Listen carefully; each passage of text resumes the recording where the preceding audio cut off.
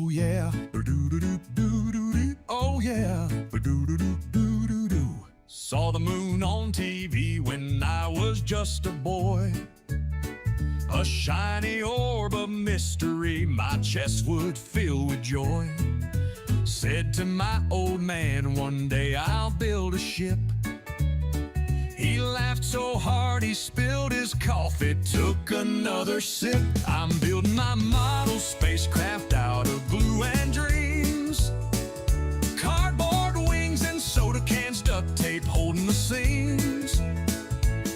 I'm moon-bound, baby, with a head full of stars. If they laugh, I'll just say I'll race you to Mars.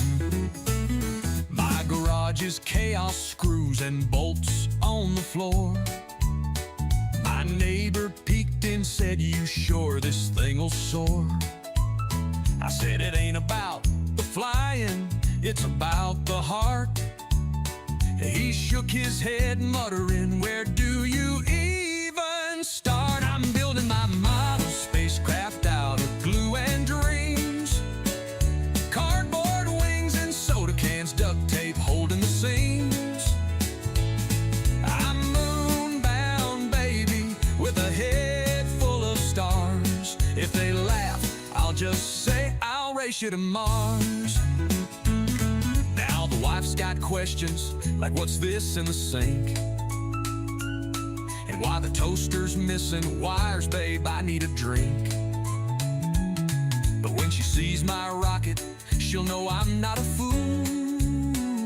I'll put our names on it, together we'll break the rules. I'm building my model spacecraft out of glue and dreams. Cardboard wings and soda cans, duct tape holding the seams. I'm moon-bound, baby, with a head full of stars. If they laugh, I'll just say I'll race you to Mars. Oh yeah. Oh yeah. Oh yeah.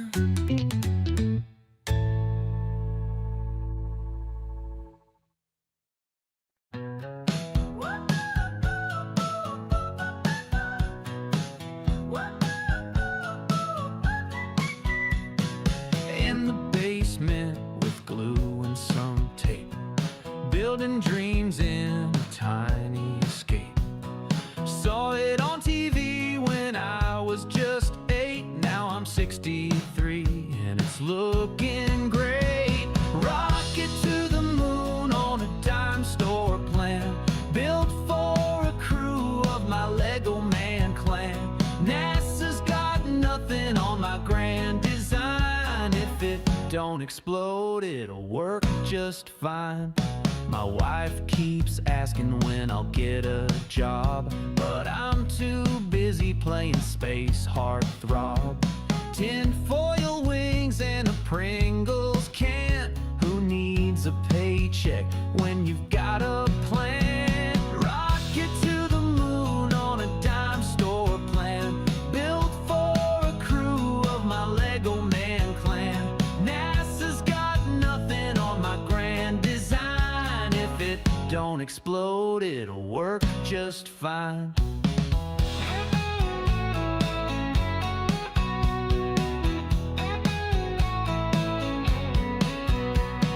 Neighbors complain about the launch pad's noise, but they don't get it, they're not moon-bound boys. I'll plant a flag with a cardboard pole. I'll conquer craters and a moon dust stroll.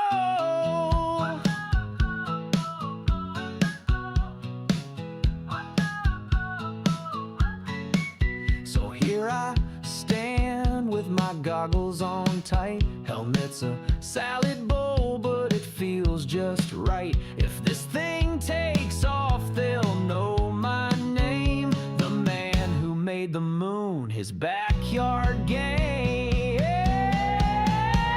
Rocket to the moon on a dime store plan, built for a crew of my Lego man clan. NASA's got nothing on my grand design. If it don't explode, it'll work just fine.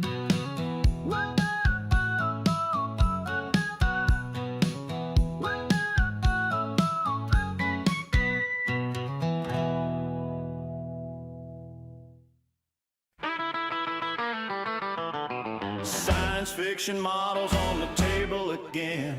Strange new worlds in a plastic skin. Starships pose with their flashing lights. Built up dreams done just right. Plastic cosmos holding tight. Neon worlds in the dead of night. Warp drives hum under desk lamp light. Kits and dioramas take me in flight.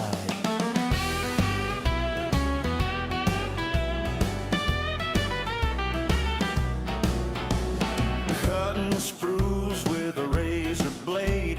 Happy with heat kit I made. Alien skies and moonlit haze.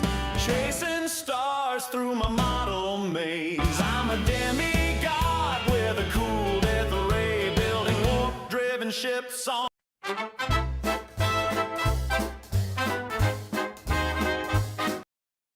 It don't explode, it'll work just fine.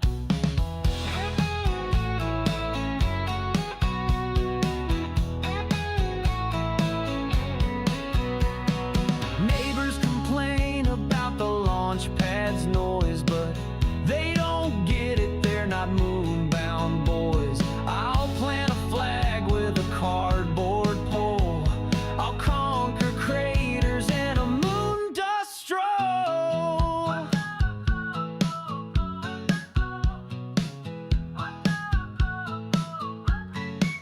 So here I stand with my goggles on tight. Helmet's a salad bowl, but it feels just right. If this thing takes off, they'll know my name. The man who made the moon his backyard game.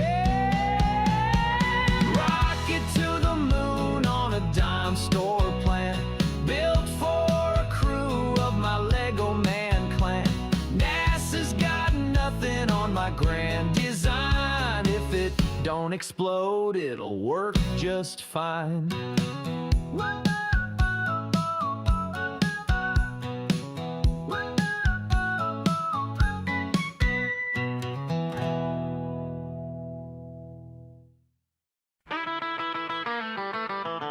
Science fiction models on the table again. Strange new worlds in a plastic skin. Starships pose with their flashing lights. Built up dreams done just right. Plastic cosmos holding tight. Neon worlds in the dead of night. Warp drives hum under desk lamp light. Kits and dioramas take me in flight.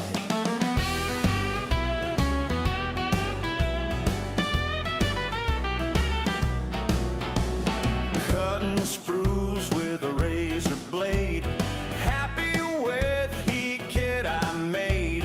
Alien skies and moonlit haze. Chasing stars through my model maze. I'm a demigod with a cool death ray. Building warp-driven ships on a Saturday. Plastic cosmos holding tight. Neon worlds in the dead of night. Warp drives hum under desk lamp light. Kits and dioramas taking me in flight.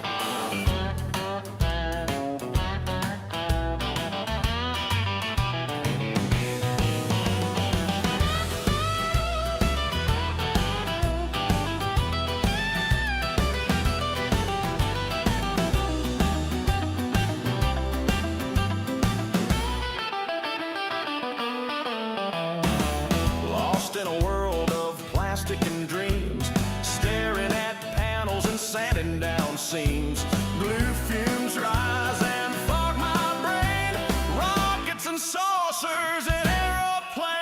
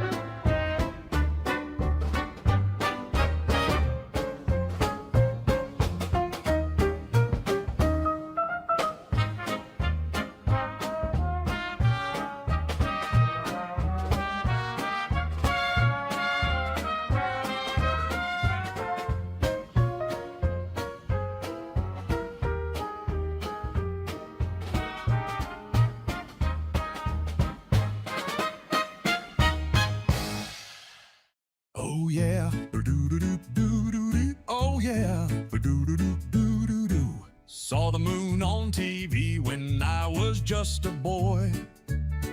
A shiny orb of mystery my chest would fill with joy. Said to my old man, one day I'll build a ship. He laughed so hard he spilled his coffee, took another sip. I'm building my model spacecraft out of glue and dreams. Cardboard wings and soda cans, duct tape holding the seams. I'm moonbound, baby, with a head full of stars. If they laugh, I'll just say I'll race you to Mars. My garage is chaos, screws and bolts on the floor. My neighbor peeked and said, "You sure this thing will soar?" I said, "It ain't about the flying, it's about the heart." He shook his head, muttering, "Where do you even start?" I'm building my model spacecraft out of glue and dreams.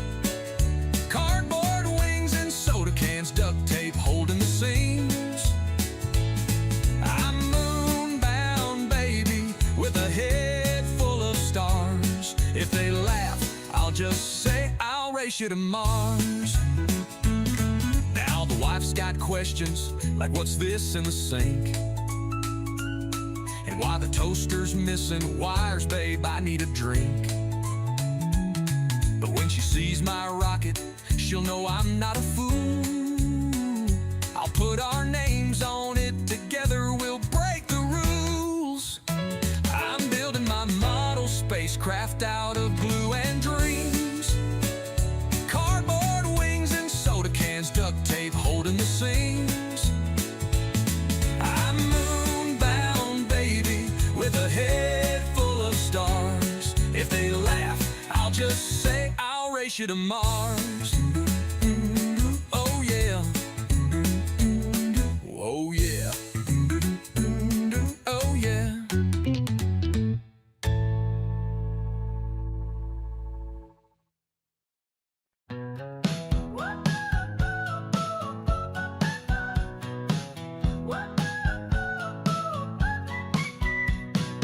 In the basement with glue and some tape, building dreams in a tiny escape. Saw it on TV when I was just 8. Now I'm 63 and it's looking great. Rocket to the moon on a dime store plan, built for a crew of my Lego man clan. NASA's got nothing on my grand design. If it don't explode, it'll work just fine. My wife keeps asking when I'll get a job, but I'm too busy playing space heartthrob.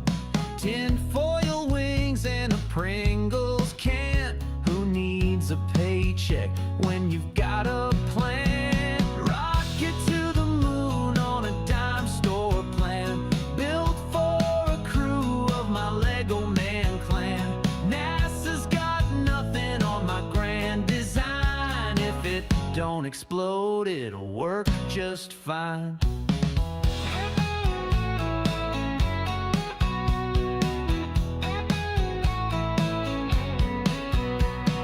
Neighbors complain about the launch pad's noise, but they don't get it, they're not moonbound boys. I'll plant a flag with a cardboard pole. I'll conquer craters and a moon dust stroll.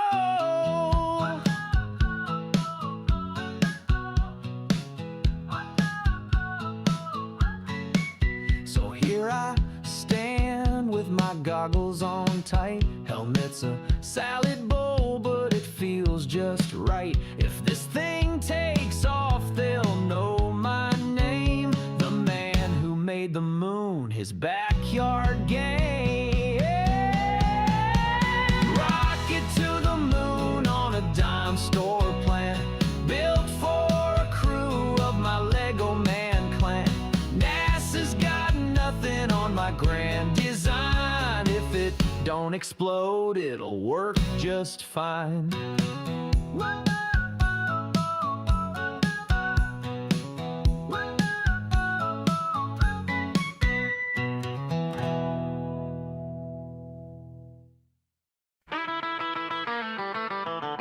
Science fiction models on the table again.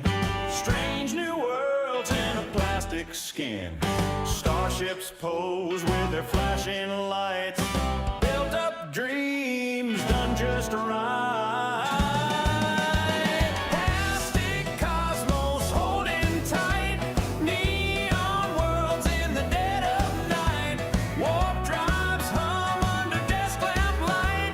Kits and dioramas take me in flight.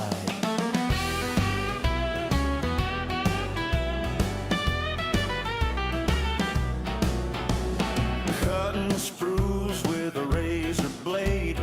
Happy with the kit I made. Alien skies and moonlit haze. Chasing stars through my model maze. I'm a demigod with a cool death ray. Building warp-driven ships on a Saturday. Plastic cosmos holding tight. Neon worlds in the dead of night. Warp drives hum under desk lamp light. Kits and dioramas taking me in flight.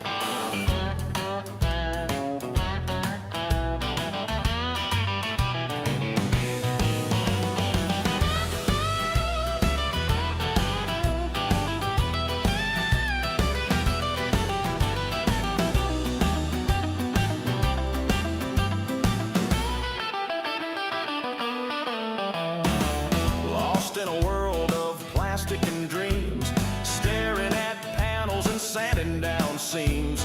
Blue fumes rise and fog my brain. Rockets and saucers and aeroplanes.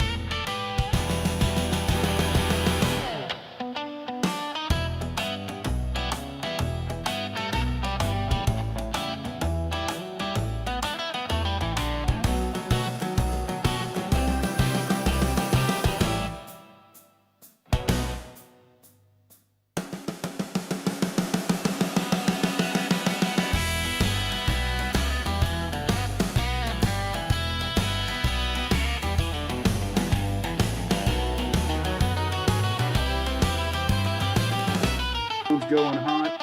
Alrighty, and we are on the interweb. Let me turn off. Okay. Okay, well, hello, Glue Troopers. Max and Max's Models here. Now, normally it runs about a 14-second delay between what we say and it showing up on your computer and people getting answers in. So just bear that in mind if we're talking about stuff and people are making comments from something we said earlier. Okay, and we have Craig Swain with us today, and we're going to be talking about other things, about buying, painting, and building a variety of small rockets and missiles like law rockets, bazookas, tow missiles, the infamous SS-10 and SS-11, the NTAC, and all that other great stuff you sent me pictures of. Because Craig used that stuff in the Army. And, well, some of it anyway. And air defense. I got the SHORAD stuff also, which is like short range air defense, right? But before we get to all that cool stuff, I'm throwing up a picture of Jim Keeler's museum display. Face. For those recall our friend Jim Keeler, they opened up to the American Museum of Speed in Lincoln, Nebraska, correct? Yes. And Sparky put up a great video about it. And this is Jim's work desk. It's its own section of the museum where the famous kit model designer, Jim Keeler, did a lot of his work. And if you go watch Sparky's video, he's actually got Jim working at the desk. And if I know Jim, he was probably actually working on a real project. That man is an unstoppable. He called me about an hour ago. Oh, yeah? From the museum, and he bought the garage scenes that Sparky had. Oh, He okay. I was figured the he one would. who brought them to market. So he made a deal with the museum They're taking the kits and putting them in plastic bags and shipping them to Jim. They're keeping the boxes. Okay. And he's going to build them all, and they're going to And, put them in his section and donate them back. in the Okay. museum and donate it back. Yeah, that makes sense because didn't he design that to begin with? Yeah, he did. So they literally have the guy who designed it building it for them.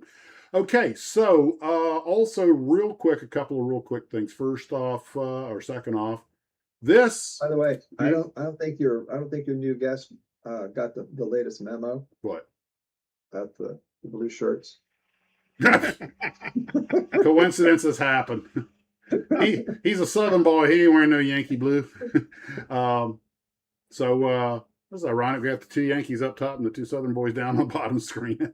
Anyway, this I got questioned about, and Tommy Anderson just sent me a question about it.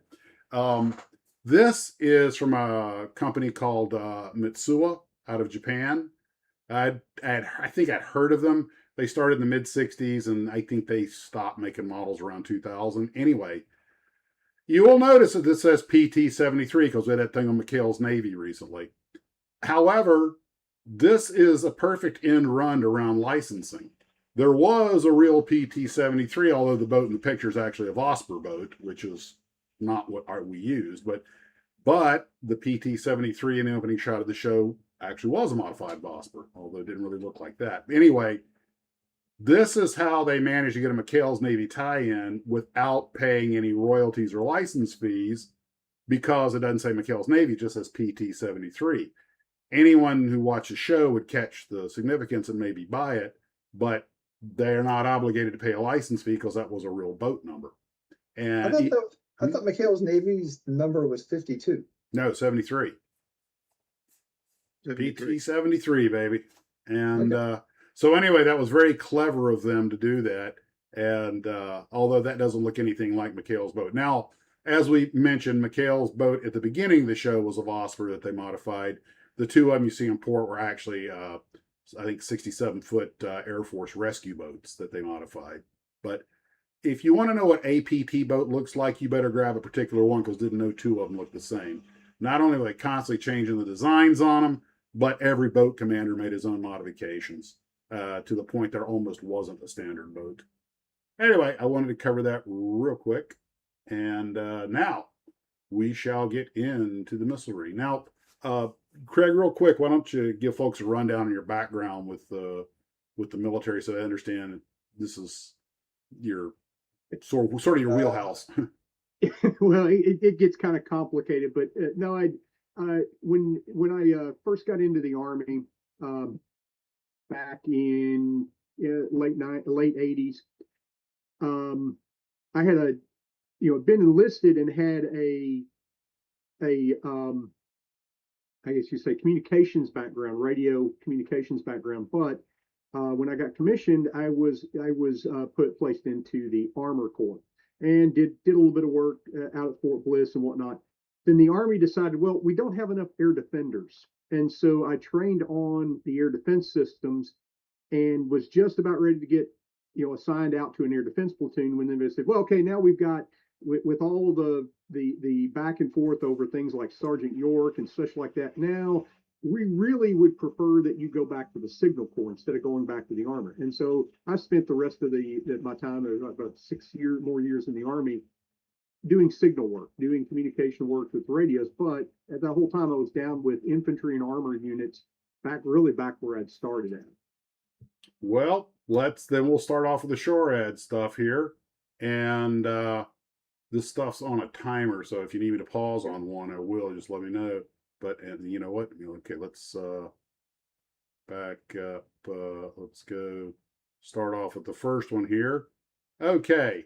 I think this was a little before your time. This has got looks like the Chaffee. So it looks like the Chaffee with the twin 40 millimeters on it. I don't think it's a Duster though.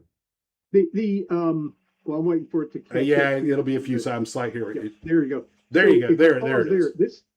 This is the M19. So what happened here at the very end of World War II, the Army was trying to get standardized chassis and kind of they called this the light team.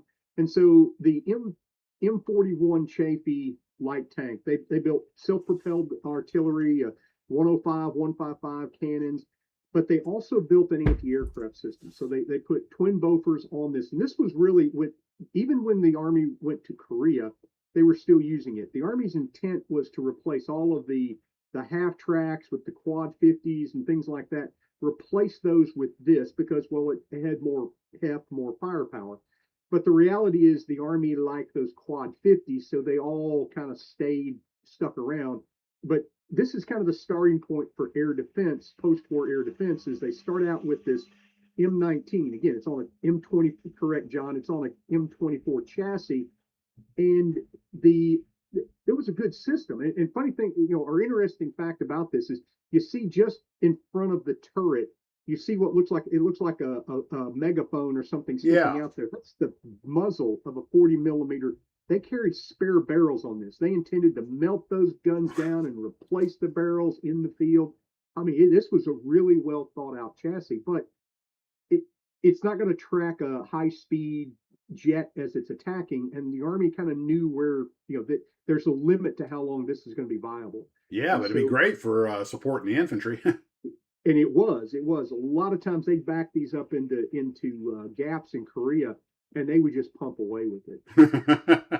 That'd be fun just to take out to the range. And I gather, I don't even know if they make a kit of this. You'd have to kit bash it, or maybe somebody makes a kit. But I was going to mention it at the end, but I know that there's a place in China they make it 3D printed. And it's a pretty good. I've got one of them I need to build.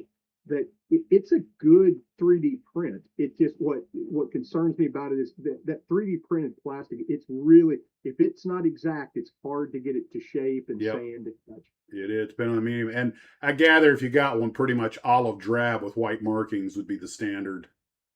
Yeah, very easy. Yeah, straight. That's one thing I love about armored vehicles. And now that takes us right into, I guess, what was the follow-on, the Duster. Yep, and it's very simple. There is when the Army said, okay, we're going to switch from the M24 to the M41 light tank. Let's just put the same gun system on top of that, and you get the Duster. Okay. And now I do know people who drove the Duster, and that thing was real popular in Vietnam. Yes. Oh, yes. And the intent, the Army never really wanted to have this around for a long time. They wanted to. It was kind of an interim. Again, doesn't have a radar. Everything is optically tracked. Everything is again, all basic manual. You might get a helicopter or a liaison plane, but you're not getting a jet with it. Right. Unless he makes a mistake of coming right at you. Oh yeah, and I chose this picture in the set. Yeah, I like because I was communications. I'll focus in on the antenna and look at these antenna.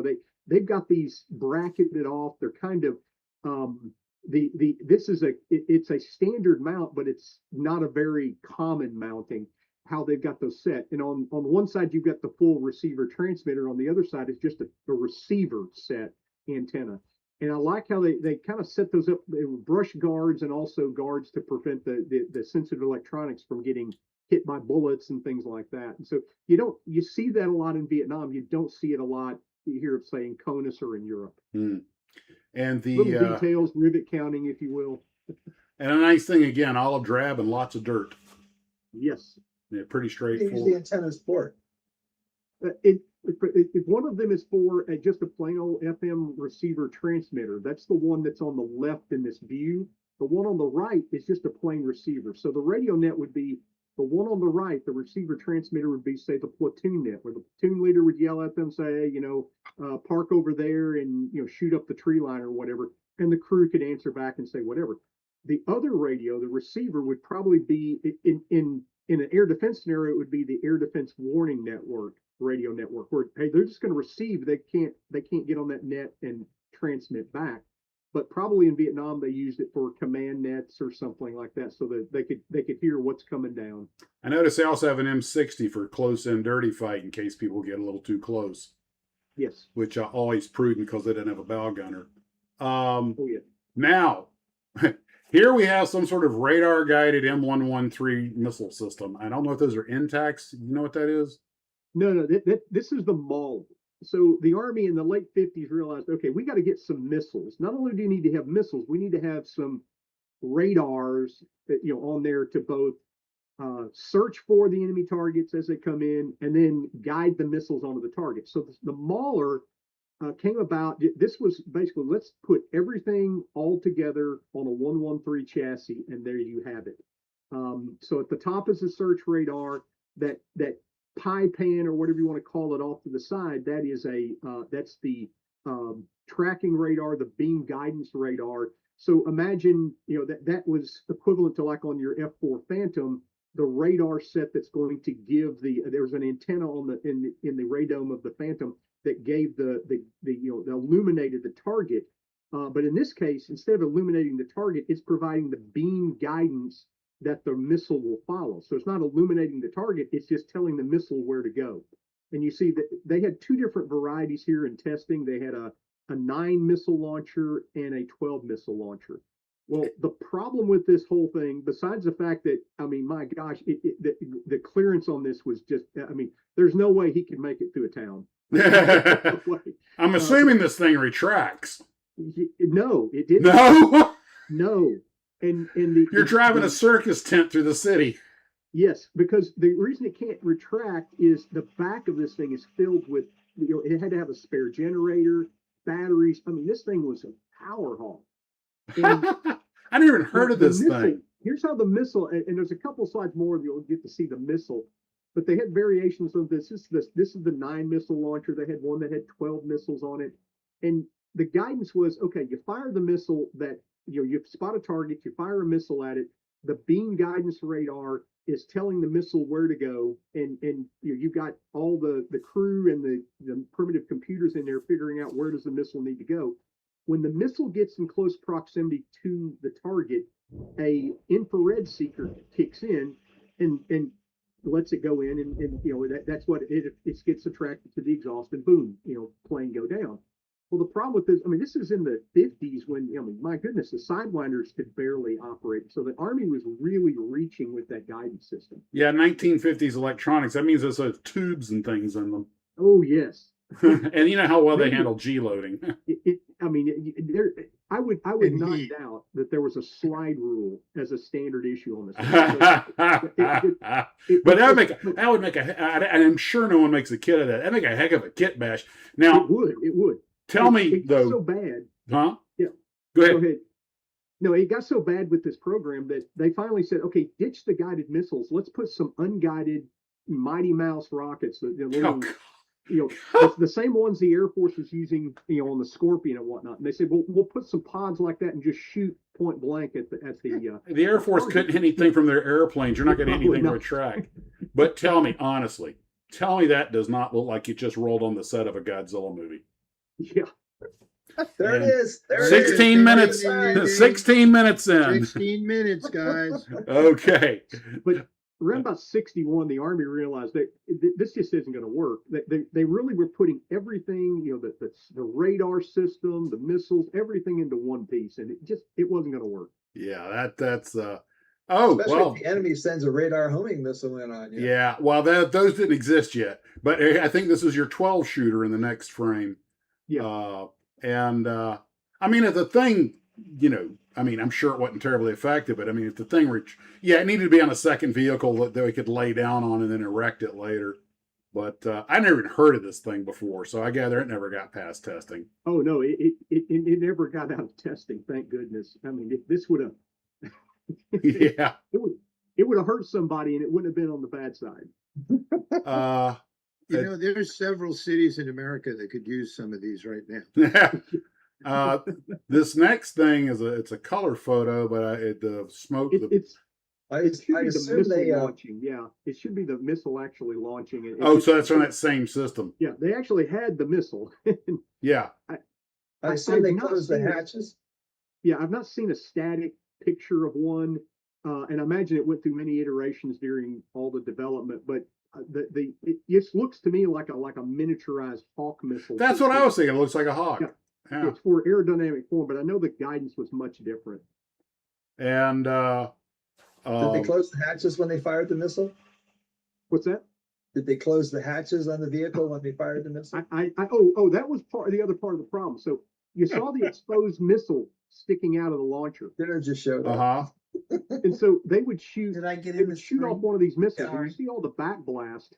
If you go back one there, Max. Yeah, I got you. So the back blast is going to fry the other missiles. Exactly. And they couldn't figure out how to solve that problem. So what the Army did was said, look, let's split this out. Let's divvy this out. And what we'll do is we'll come up with a system of systems. And that's what led them first to the Red Eye as kind of the low end component. We're going to give, make an infantryman portable bazooka that can shoot down airplanes. Well, it actually worked if you used it right and if the scenario was right. The problem with the Red Eye, limited range. You're only talking just 5-6 miles at most. But it was a tail chaser and a tail chaser only, kind of like the early Sidewinders that you can't get a lock in a nose-on-nose engagement. So really the Red Eye was good for, hey, the enemy just strafed me, now I'm going to get my revenge. That was kind of what it was there for. But when it worked, it worked. But you saw that I've heard tales that, they sent them to Vietnam for what? Yeah, the enemy, yeah. I do know now. I do know that we lost aircraft to the Russian counterpart.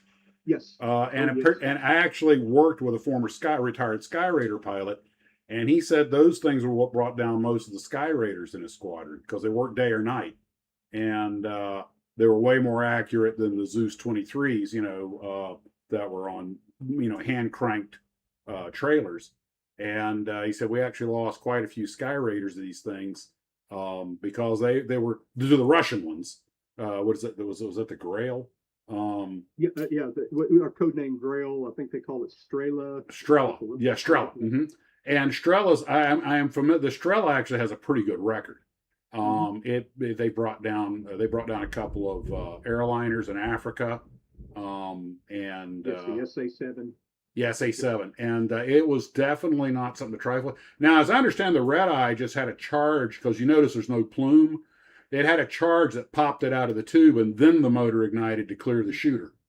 And see, that was one of the trends the Army had figured out for ground-based missiles. That's the mode of operation. Pop it out of a tube and then fire the rocket. Mm-hmm. And the Red Eye was one of the first to use that type of approach, or at least that the Army did.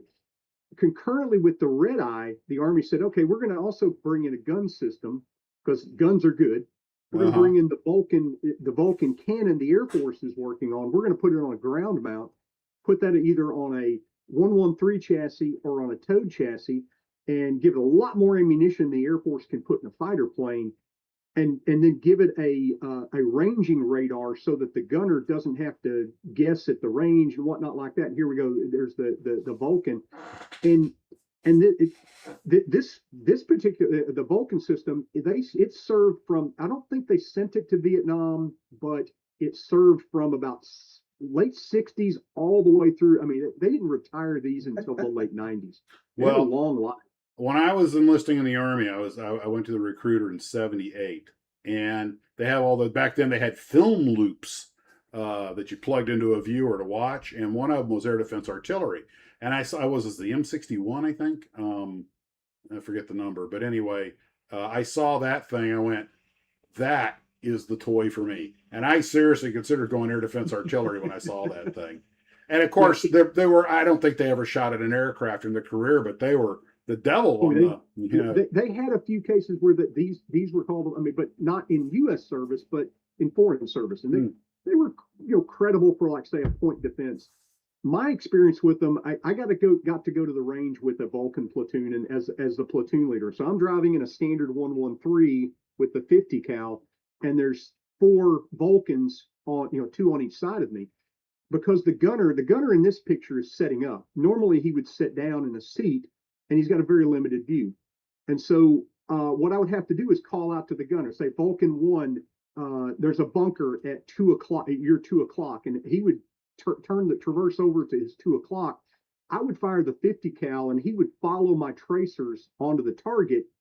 And when I told him I'm on, then he would just unload for like a second, 2 seconds at most, and just obliterate whatever target he was shooting at. And I always thought boy, if we're hit by the human wave tactics from the Chinese or something like that, I want a platoon of these. Yeah. But I think someone does make a kit of this. I'm not sure, but again, Yeah, now I gather these also I've though. got the kit pictures at the end too. Yeah. Unlike a lot of the other kits we were looking at before, where the Army everything was all drab, I imagine this had a variety of paint schemes you could put on it because desert and everything else. So probably a little more option on being a little more The colorful. colorful ones was at the Murdoch camo schemes that you saw a lot in Europe. Those are really colorful. And by the way, on this one, you see the guy in the back. That's the loader. That's the guy tending to making sure that, hey, we need more rounds. He's going to move the next belt in. Behind him is a box. That box isn't a boom box or anything. That's a Stinger missile. Ah! Pattern where we go. By the, at the end of its time, the Army was as a standard. You got a Vulcan. We're going to put one Stinger missile on the back deck, and that loader can whip out and use that in a pinch. Cool. Now the next picture is the one on this, the Toad system. You actually see the radar on this one. Yes, this is and these went into Panama. I know that there was combat use of them in Panama, and specifically it was what they called shack suppression, not Shaquille O'Neal, but rather there's a shack over there with some of those Dignity Battalion guys in it. Just get rid of that shack. And, there's a recording out there where a soldier from the 82nd was they wheeled in this Vulcan and they let loose and the soldier said, GD, that thing can fire. It was over. The thing is, all this time to set it up and then brap, you're done. Yep. But it's got the dish is exposed here. Normally you had a cover over that, but this is probably one of those early training photos and stuff. Yeah. And yeah, if there's anything I have to defend my front yard from the zombies, I think that would be it. But now we get into missilery, and this is another thing I was interested in. Obviously, the chaparral, and I covered this recently on one of our things because I didn't realize the chaparral is still in use in a couple of countries.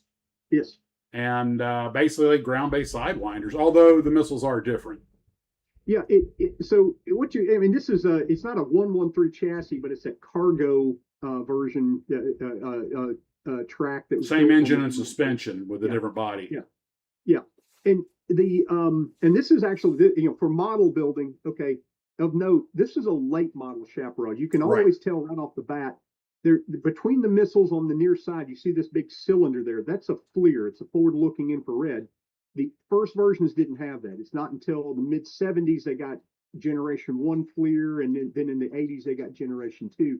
But you can always pick that out as or at least I can, and pick out, oh, that's an early model, it's a late model and such, just based on that. But what you've got here, the difference between the chaparral missile and a sidewinder, there's two main things. One is that the chaparral, because it's ground launched, it's going to start from Mach 0 and have to get up to Mach 4 or 5 or whatever it gets to in a really short distance. It's got a faster burning engine, which means it's got less range. The other thing is the roller-ons, and I threw in a couple of pictures of the roller-ons because it came up last week. The roller-ons are there as they're little miniature gyros to make sure, because the back fins are for stability. The front fins are for maneuvering. And the problem they were having in the early sidewinders is those front fins would go, they would go crazy trying to maneuver, and all of a sudden the missile's yawing and pitching all over the place. Well, all that happens is, this is a sidewinder.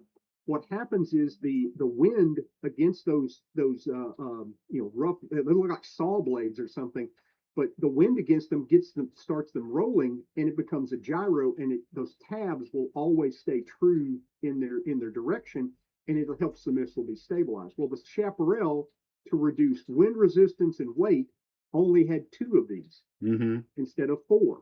And so years later, when back in the 90s, I was responsible for turning in some chaparral missiles, and I asked a stupid question. Look, I'm just a dumb Army captain. Why can't you just turn these over to the Air Force and they just shoot them off of F-16s? Oh, it's because they're different. And so they had to send them all the way back to the factory where they parted it out. Some of the parts went into AIM-9 somewhere probably, but a lot of them they ended up junking because they can't use the same Right, right. motor and such. Well, the countries that still use them, I don't know what version of the Sidewinder they have, but I know eventually the Sidewinder became kind of an all-aspect missile, so Mhm. you could, in the right conditions, get off a phase shot with some of them. I don't know about on the Chaparral system. Oh, and Chaparral you could too. Now it went the first model of the Chaparral was kind of equivalent to the B model Sidewinder. Uh-huh. But by the 70s, they'd come out with one that was equal to what was it the Sidewinder AIM 9X. The middle part. The Air Force introduced like the D or something. Uh-huh. It was equal to that.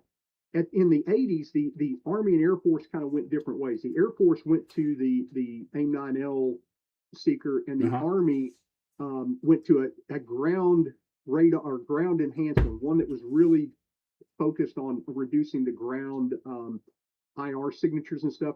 It was, by all accounts, it was every bit as accurate as an AIM-9L. Mm-hmm. But optimized for a ground launch, which makes sense. Yes. Speaking of which, his next picture is a Gamma Goat with something, a very large radar sticking up off of it. So you know, the Mauler had that radar on it. Uh-huh. You saw a tracking radar on the Vulcan, but that's it. You know, you didn't have a radar on the Chaparral. Well, this is where they put the radar. They said, let's take the radar off the track and put it on its own vehicle. So there's your Gamma Goat. And this is a FAR radar system. FAAR stands for Forward Area Air Defense Radar, if I remember right. Tracking range, I mean, they could reach out to, you know, if they got up on a good high hill, they could cover, 60, 70 miles. But it wasn't designed to do, say, air traffic control. It was really designed to give an alert to, say, advanced early warning. Sure. Yeah. Yep. So so get your model Gamma Goat, get yourself some photo etch and some tube, because I don't think you're going to find a kit of this one. There's an add-on for it, but it is pricey. I would love to get one because I mean these things were really. I've got some follow-up slides here to say because it's interesting how do you get, in the day and age when you're analog, you don't have all these network systems. How do you get information? How do you tell the gunner, hey, you need to for SHORAD? I mean, it's you got fractions of a second to respond. So how do you get on it? Well, the Army built first off is they developed an analog system to convey that information. Second, they backed it up with a radio telemetry network where what the radar was seeing could be broadcast down to the gunners. And there on the next slide, there's a line drawing of the Gamma Goat and the radar and everything. And there's a kit next to it. It looks like a little laptop, but what it is, it's this station that's pulling in the data that the radar, kind of a snapshot of what the radar is seeing. And the Army had to get really elaborate and build out a grid system so that the gunners, the different radars wouldn't, everybody knew. If I said, hey, it's coming from the north, everybody knew where from the north and what was going on. And there you see it it just now popped up on the live stream, that little laptop looking like thing. Well, that's a station that's like or a radio station that's receiving data from the radar, but it's, say, with the Vulcan or the Chaparral or the Red Eye crew. Well, when you were talking about, the communication of the data, the thing that flashed in my mind was that scene from Tora, where the radar operator's like, sir, if we see something, how to report it? There's a gas station about a mile down the road. I'm sure they've got a phone.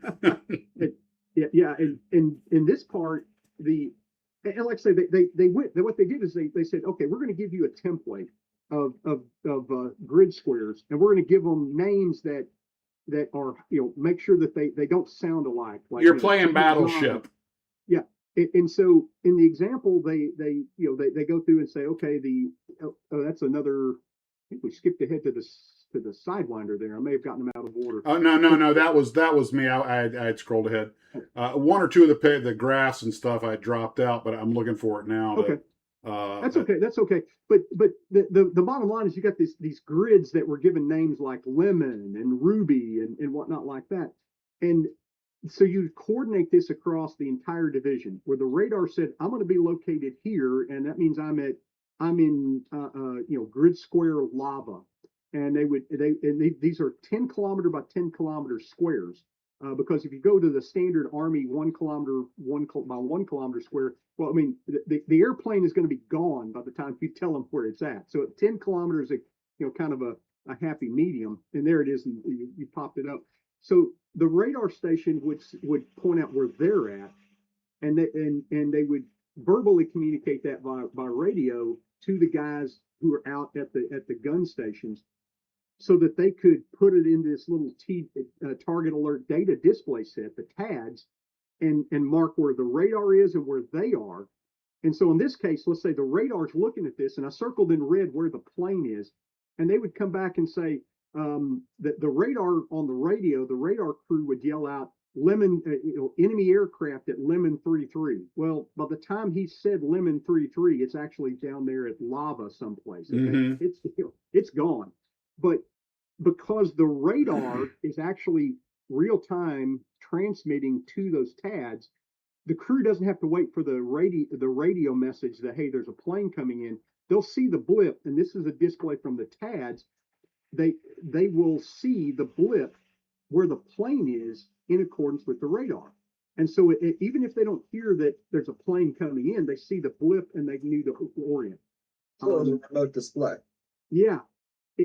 But even when this worked well, it was still, it's like yelling, there's a car coming down the alley. Mhm.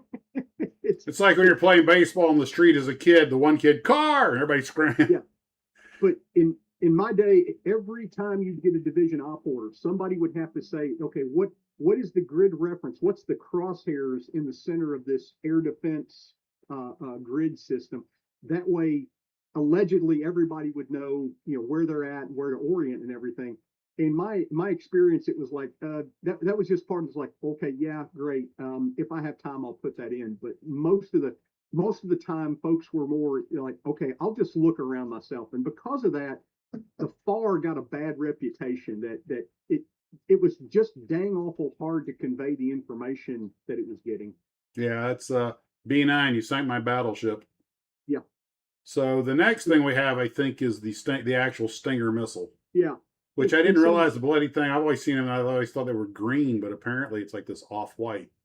Well, that's a like an early version or a test version. I forgot where I snagged that at. And another thing you don't see in that picture is the IFF antenna. They didn't have that all deployed on there, so it's a little bit stripped down. I probably should have got a better picture for the Stinger. But Actually, is this a Stinger or a red eye? The red eye. This is an early Stinger. Okay. The Stinger was really fixing all the ills of the red eye. All aspect seeker. Much more portable, more integrated in with the IFF system, all of those sort of things. And it gets developed in the 70s. And famously, by the time we get it out to the Afghanis in time for them to start shooting down Hinds and stuff. But this was kind of the first of the makeover of air defense in the post-Vietnam era, that they fixed the man-portable missile system, and they fixed it good. This is still a viable missile system today. But the other part about this, the Army said, well, we need to get a gun system and we need to get more big missile systems. We need to work those in. And the problem is every one of those were missteps. Everything. Other than the Stinger, the ADA was disaster program after disaster program. Yeah, the next Which brings us to Sergeant York. Yes. And here's a good example. Which they do make a nice kit of. Yeah. A very good kiddo, but you take a known good chassis, the M48 chassis. The Army's got spare parts for them still today. Good, well, dependable chassis. You take the electronics and engagement systems out of the F-16, and you take the battle-proven, the greatest generation gun, the Bofors, and you put them all together, and what do you get? A crappy air defense system. It just never. They weren't designed to work together. Yeah, and they didn't. And here you've got a search radar. You're going back to the old. They got a search radar. You got a tracking radar. Everything's stuck in here together, and it just never gelled. And this was kind of a black eye for air defense, but give them credit. The Army knew when to just simply say, okay, enough's enough. they canned it, before they really got to the point where, hey, we're fielding them, and the A model never came out, and that's a good thing, because had the A model went out, the Army would have been committed to fixing all of this stuff. Mhm. Instead, they could say scrap it and let's go find something else. I'll tell you, I heard one officer one time say that the program director, had he brought this to fruition, who I think was a colonel, he goes, had he brought this to fruition, they would have promoted him to general, and as a first assignment would have been to command the first unit, and he would have deserved it. Now, See what, just see what, I think it was Fran was saying about these things, about carrying a grease gun and a 3/4, a 1/2 inch box wrench for all the U-joints. the Gamma Goat was a great vehicle. Oh yeah. Yeah, he's not wrong. I rode in Gamma Goats. They will deafen you. That I have no idea why that vehicle made that much noise. But so this the next one here that comes up, this is a ADATS. It stands for ADAT, so Air Defense Anti-Tank. The Army said, we'll just put them all together here and make, get this.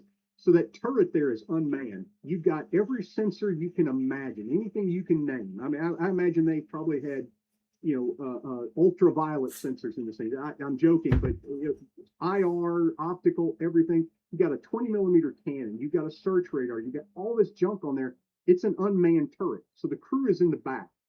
Well, the Bradley's exhaust is over on the side, and right behind the exhaust is the intake for the ventilation for the crew in the back. So guess what the crew in the back? Seriously? Yeah. And so we had to develop an extra long exhaust for this Bradley variant so that it wouldn't poison the guys in the back. Not to mention the fact that when they get this system on the battlefield, the missiles are laser guided to a point, and then they get a terminal phase guidance to hit the target. Well, to fire in the 80s, to fire this laser guided missile, the vehicle has to stop. Imagine you're on the offensive and all the tanks and Bradleys are moving forward, but you spot a hind, so you stop to laze it to shoot it. Well, now the enemy knows where the air defense systems are, because everybody else is running forward and you're sitting still. So there's a lot of tactical issues with this. The U.S. Army never could get it to meet our standards in terms of accuracy and such. But oddly enough, the Canadians built it on a 113 chassis and they loved it. They used it for a long time. So maybe we just got higher standards. Maybe the Canadians had, maple syrup made it work better. I don't know. Maybe they just another moose with it. Now we're getting into, I'm not sure what that is. That's not is that a dart? The next one is a fog M. So the other thing the air defense guys came up with is that, okay, we're going to have an optically guided missile. It's going to have a fiber optic wire dangling behind it, or playing out behind it as it launches.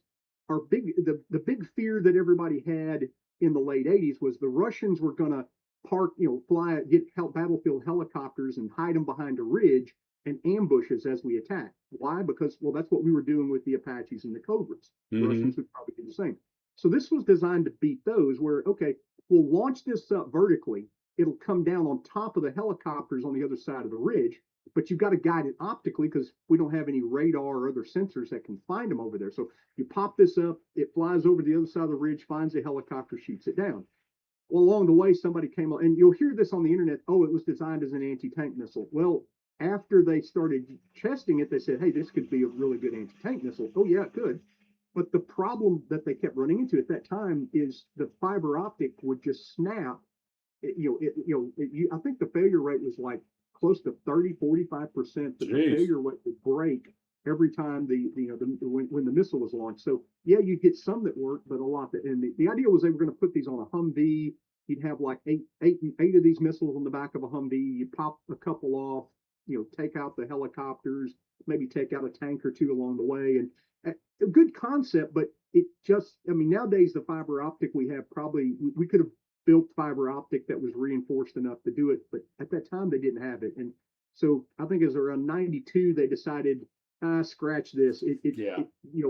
I watched them test this out at White Sands, and it was impressive for what it did, if it worked. But if it didn't work, you got a dead stick missile that's flying off into Timbuktu, and That's not a good thing to do. Live ordnance on the run. So is that what this Humvee is carrying in that twin Actually, pack? this is the fix. This is where somebody sat down and said, no, scratch all that stuff. Let's fix this.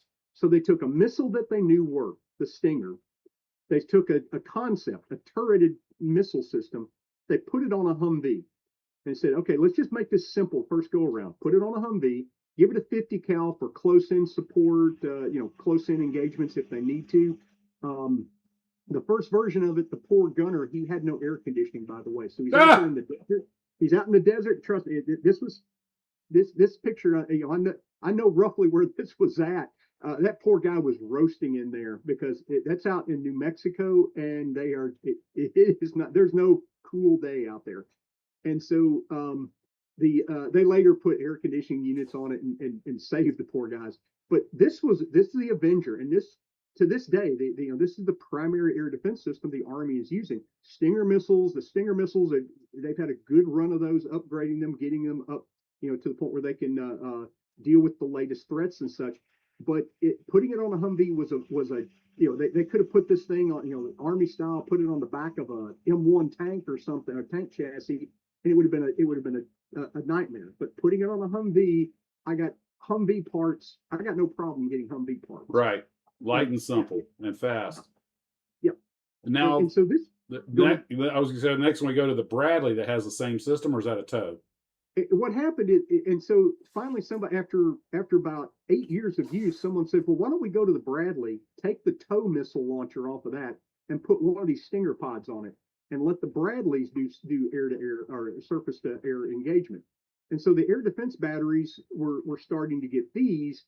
The problem, there was no problem really. Well, there may have been some problems that, with the elevation of the missile system, things like that. But the main problem was the ground commander, particularly as the Army reorganized in the early 2000s. The Army the ground commanders would look at this as they're another Bradley, not their air defense Bradley, but they're another Bradley.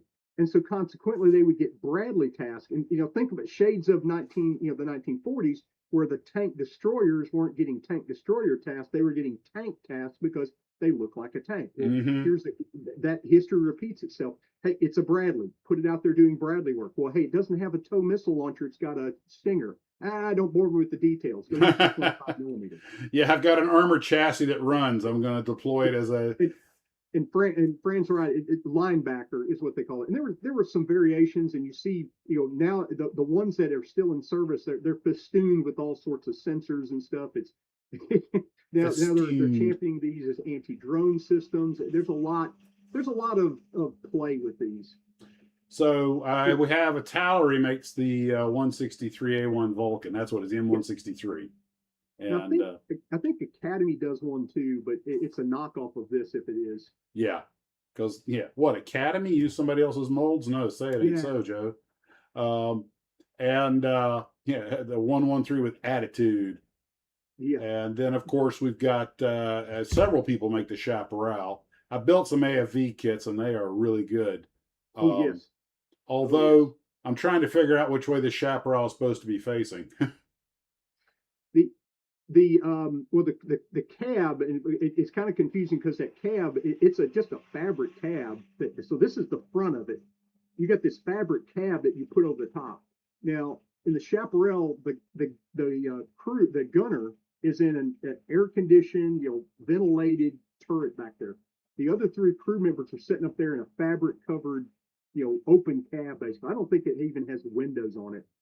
I can't remember rolling up the windows on those things. If you're a part of just the regular missile crew, you catch it. I mean, it's miserable.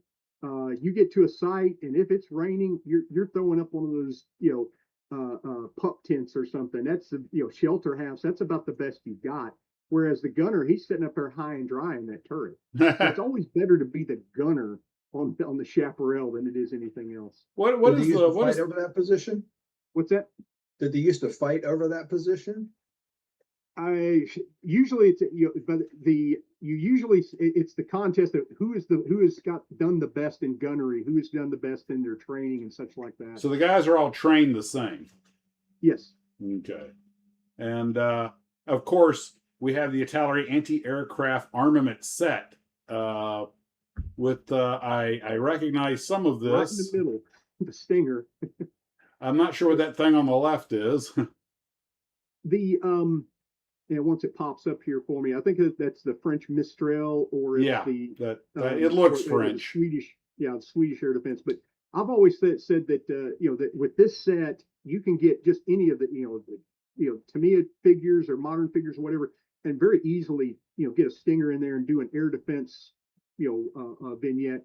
One of the things I'd like to do is get a plain old open top Humvee and dress it out. It wouldn't be hard just to scratch build some with some sprue or from some Plastistruct and build the racks that the standard non-Avenger Stinger crew would be in a Humvees, and they'd take 6 to 8 missiles with them and have those guys, they would put the missiles in racks on the Humvee, and the back of it's for ready access, and just have those guys posed, doing a missile engagement from out of a Humvee. Make a great diorama.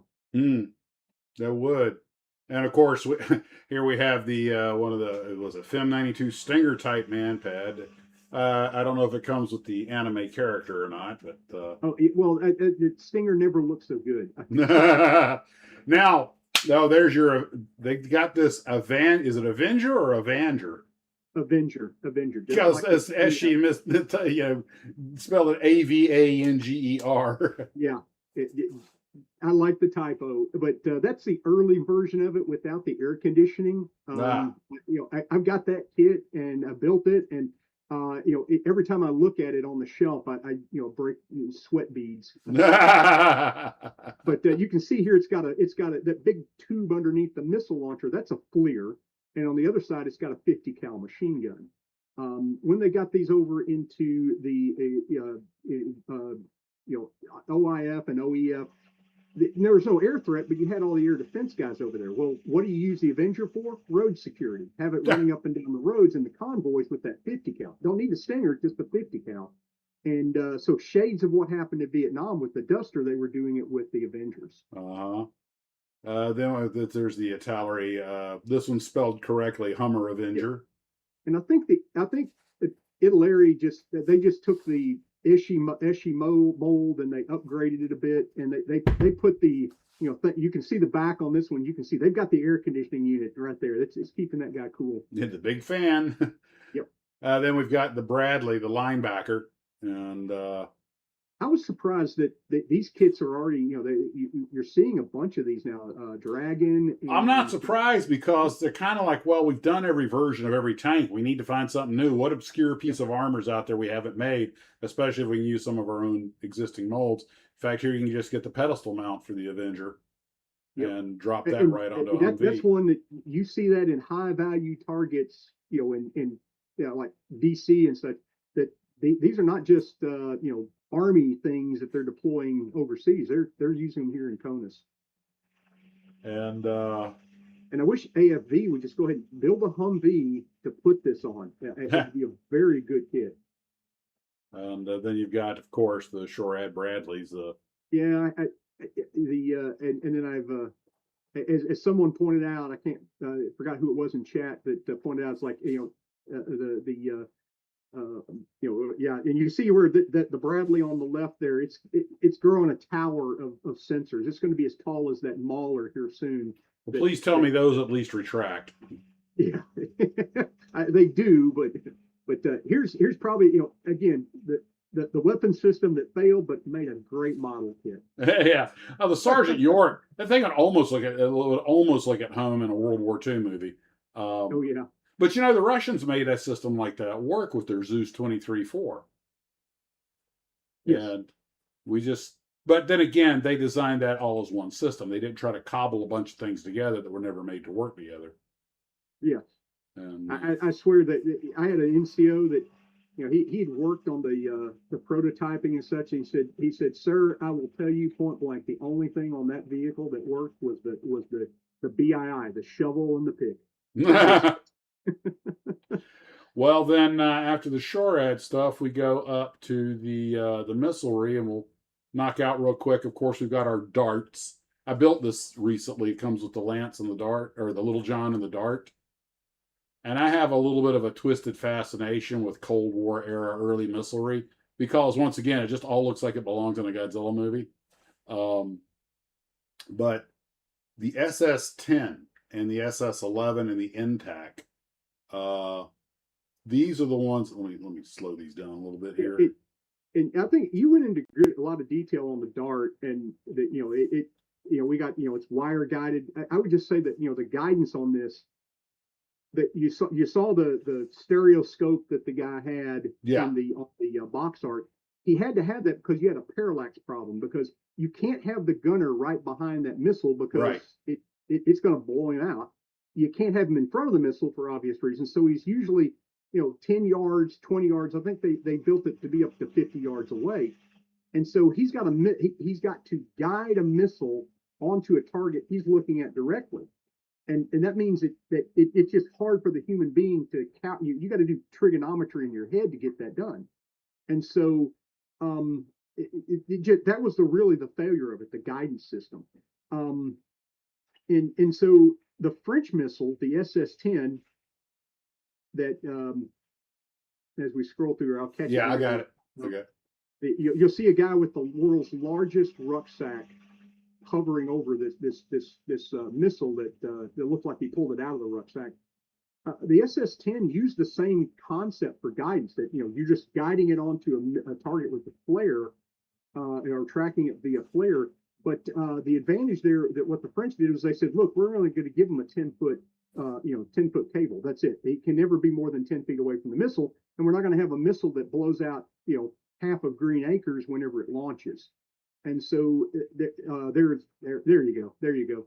And so this worked. In fact, it was one of the first successful battlefield anti-tank missiles.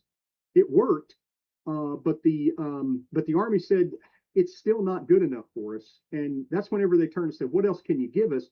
And the French had the NTAC missile ready to go. NTAC is kind of a scaled down version of this.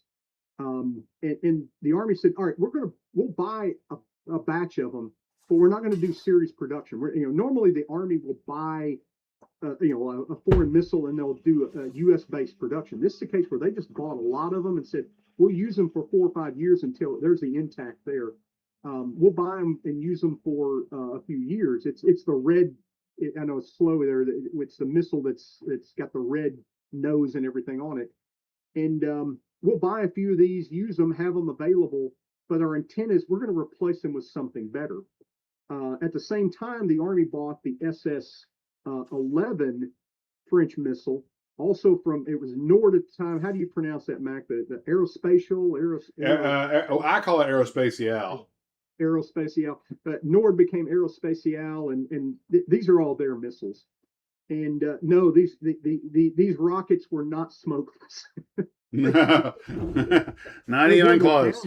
Yeah, it's one of the downsides. As soon as they fired off, everybody knew where it was coming from. Well, they had the same problem with the Sager, which is kind of a copy, Oh yeah, and so the Army bought the SS-11, but they didn't buy it for ground use. They bought it for helicopter use. And you were scrolling back there. Yeah, I've got a picture of the helicopter totem. You got a Huey with 6 of these things hanging off of them. They deployed those to Vietnam. On the ranges, they worked well, but when you get them in combat, there's a problem with the helicopter is always vibrating, and you can't track that flare and fly the helicopter and do all the other pilot stuff that you've got to do. And so it just didn't work for the U.S. Army. It worked for the French, and they used it a lot, but most of the countries that used the SS-11 were mounting it on trucks, or as you saw at the light tanks and things like that.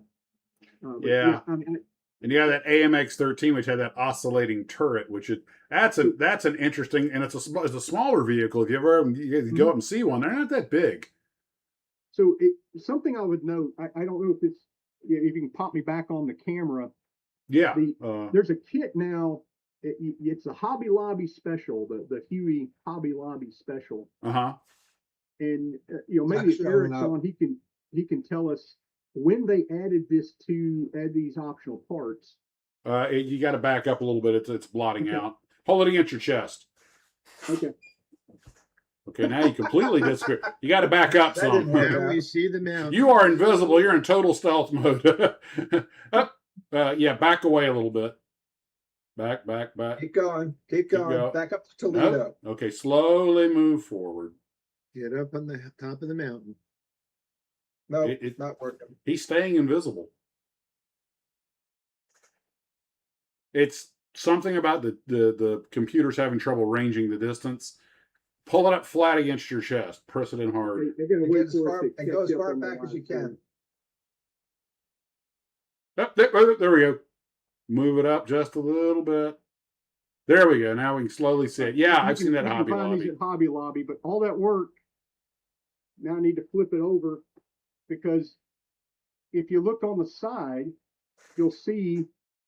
Yeah, the SS11s. Yeah, and I don't know when they added this because this is an old mold. It's been out since the 60s. I don't know when they added this. I think it's been around a while.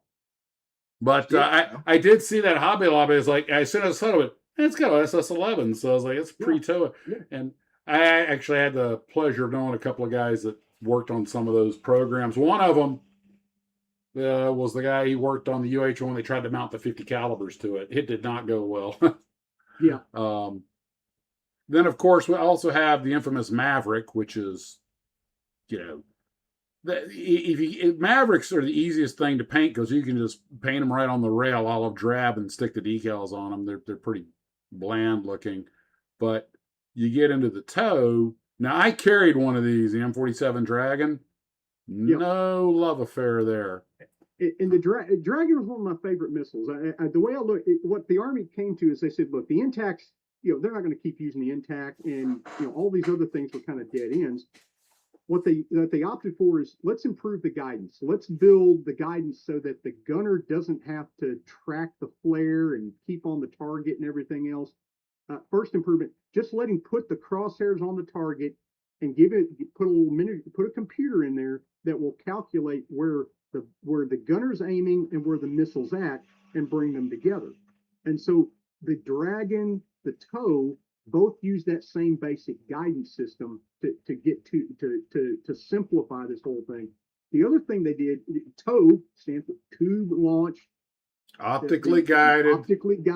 Optically tracked, wire guided. Uh-huh. So the tube launching is to get away from all that backblast. You saw there the dramatic photo there of the Dragon firing off. The rocket engine doesn't fire until it gets several yards in front of the gunner. Yeah, same with the M47. Yep, and the same thing with the TOW and many of the other. So this tube launching was a kind of a new concept that the Army said, okay, stick with this because that works. That saves us. Now we can put the gunner and the missile system side by side. The problem we had was they always had us tracking a Jeep with that target on it, and I was a TOW gun. I was a Dragon gunner for a while. Now, when you put a TOW on a Jeep, which is mounted and the guy's sitting down, and everything's very steady and very stable. But when you're using the M47 Dragon, which is laying over your shoulder, keeping that puppy on target was a trick. And you have those little packets on the side that are charges that are what steered it.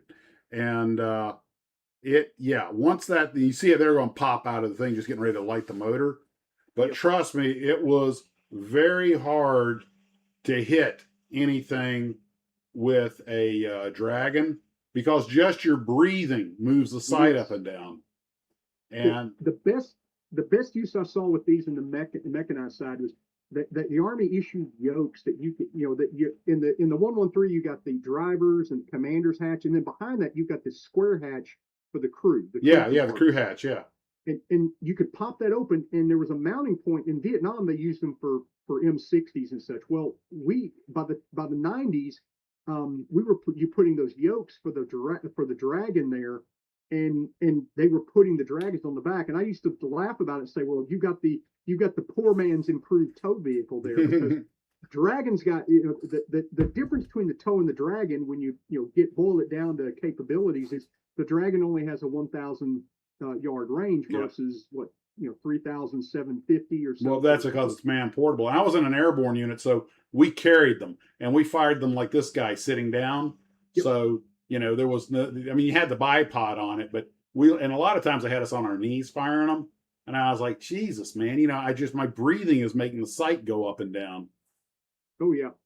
And so And this is a javelin. Javelin is the reason the Army had to get rid of the Dragon. The Dragon was such a small caliber weapon. They had no growth in the warhead. They couldn't deal with all of the composite armor and everything else that was coming out by the 80s. And so they ended up scrapping the Dragon and going to the Javelin. The Javelin, bit bigger, but the biggest thing with the Javelin, you see here, it launches up and it has a high out attack profile. So it's hitting the target from the top. This is why the Russians went into Ukraine with those coke cages over the tank. Yeah. Because they were afraid of javelins coming down on top of them. And that's the main thing, that the main improvement. But Javelin is, by all means, it seems like it's a much better weapon system. Oh, I'm sure it is. Now, the weapon system that everyone loves to hate, of course, is the Shillelagh. Yeah. Chieftain has done a series of videos on this. In fact, he did a walk around of the MBT-70. I love that tank. Yeah, I wasn't fully aware of that he was going through it. So the Shillelagh, the idea was, okay, we've got this light tank. We can't put a door knocker gun, or all we're going to have is a door knocker gun. We can't put a hefty gun on here. So let's pack a missile in here. See what we can do with just adding a missile gun combo. And there were so many things. It might have sounded, it was probably a great idea setting in the briefing room, but by the time you get it out to the field, there's just so many things that can go wrong with this. I think the biggest problem was that the minimal engagement range of the missile and the optimum range because it fired a heat round, the optimum range for the heat round, there was this gap of a few hundred yards where, okay, the heat round is marginally effective and the missile can't track onto a target yet. And so there's a gap there in the performance. And I don't think it was a great gap. It would, the Russians would have had to run out there with tape measures to exploit that, but which they weren't going to do. But the disadvantage to that gun system wasn't that okay, hey, we can fire, that the missile and things like that. It really, the thing was, it couldn't fire a Sabo round. It couldn't fire anything other than a heat round or a missile. And for those who don't know, heat round is high explosive anti-tank. Yeah, yeah. I'm sorry. I'm acronyming for everybody. But and so nowadays the M1A1, you've got Sabo round, you've got a heat round, you've got that now they've developed a whole series of anti-personnel rounds. Well, you didn't have that option with the Sheridan. You send it into Vietnam. What's it dealing with? It's dealing with people primarily, not a lot of tanks, a lot of people, and it doesn't have the right weapons package or right ammunition to do that. Well, the Army. Go ahead. As you say, the biggest problem I think that I was aware of the Shillelagh. Now, first off, the MBT-70, the Shillelagh was one option. They also had a big gun for it. Yes. And we all know the MBT-7. For those who don't know, it stands for Main Battle Tank 1970. And this was a cooperative between the Germans and the Americans, only they did everything in metric. We did everything in imperial. Massive problems. They only built 3 of them. But I learned about it from Aurora, made a model of it, and Doyle Pope, my brother's best friend, he built it and came to show it to us. And what's that? He goes, it's an MBT-70. I took one look at that built up Aurora model and went, that looks like it came off, a science fiction movie. I had never seen a sleek tank before. And I fell in love with it the moment I saw it. I really recommend hit the Chieftain did an inside and outside. I saw it, yeah. Mm-hmm. Yeah. And unfortunately, a lot of the stuff's gone, but yeah. But you can get the gist of it. Like, for instance, you don't see, you see it from the outside, but where's the driver's hatch? Yes. The driver's in the turret. And not only that, he goes forward, the turret rotates around him, which caused vertigo. Yep. It was an amazing piece of technology that was really, they were pushing it. It had the suspension that could go up and down. And yeah. Of course, all these things require maintenance. But and so the 70, the thing, it had this long barreled 152 millimeter gun, so longer version.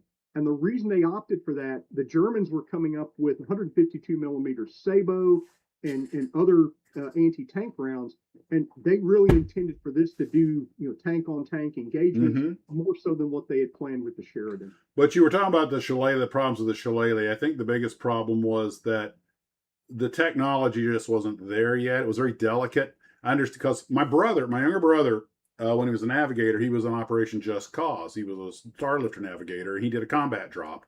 He dropped the Sheridan, the 82nd, long after ever the Army had gotten rid of him. The guys out at Northern, at the National Warfare Training Center in WTC still had some as Op-4 vehicles, but the 82nd kept, I think, 8 of them because they were airdroppable.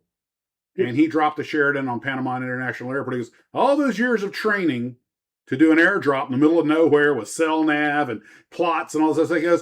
And the one combat drop I do, we're flying down the ILS, the Instrument Landing System at Panama International. We go over the runway lights, okay, drop. But they said that when those things would hit the ground on an airdrop, half the computers, Oh yeah, Ken? You fire them. I mean, I palled around with some of the tank crews down at Bragg who were on these, and they said they fire the main gun around, the missile system goes out of whack. Yep. It go out of whack. Hold on a second, Ken.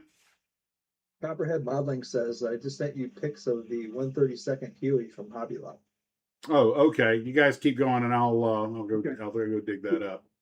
And another thing, the Tamiya kit, when it first came out, I want to say like 72 or so.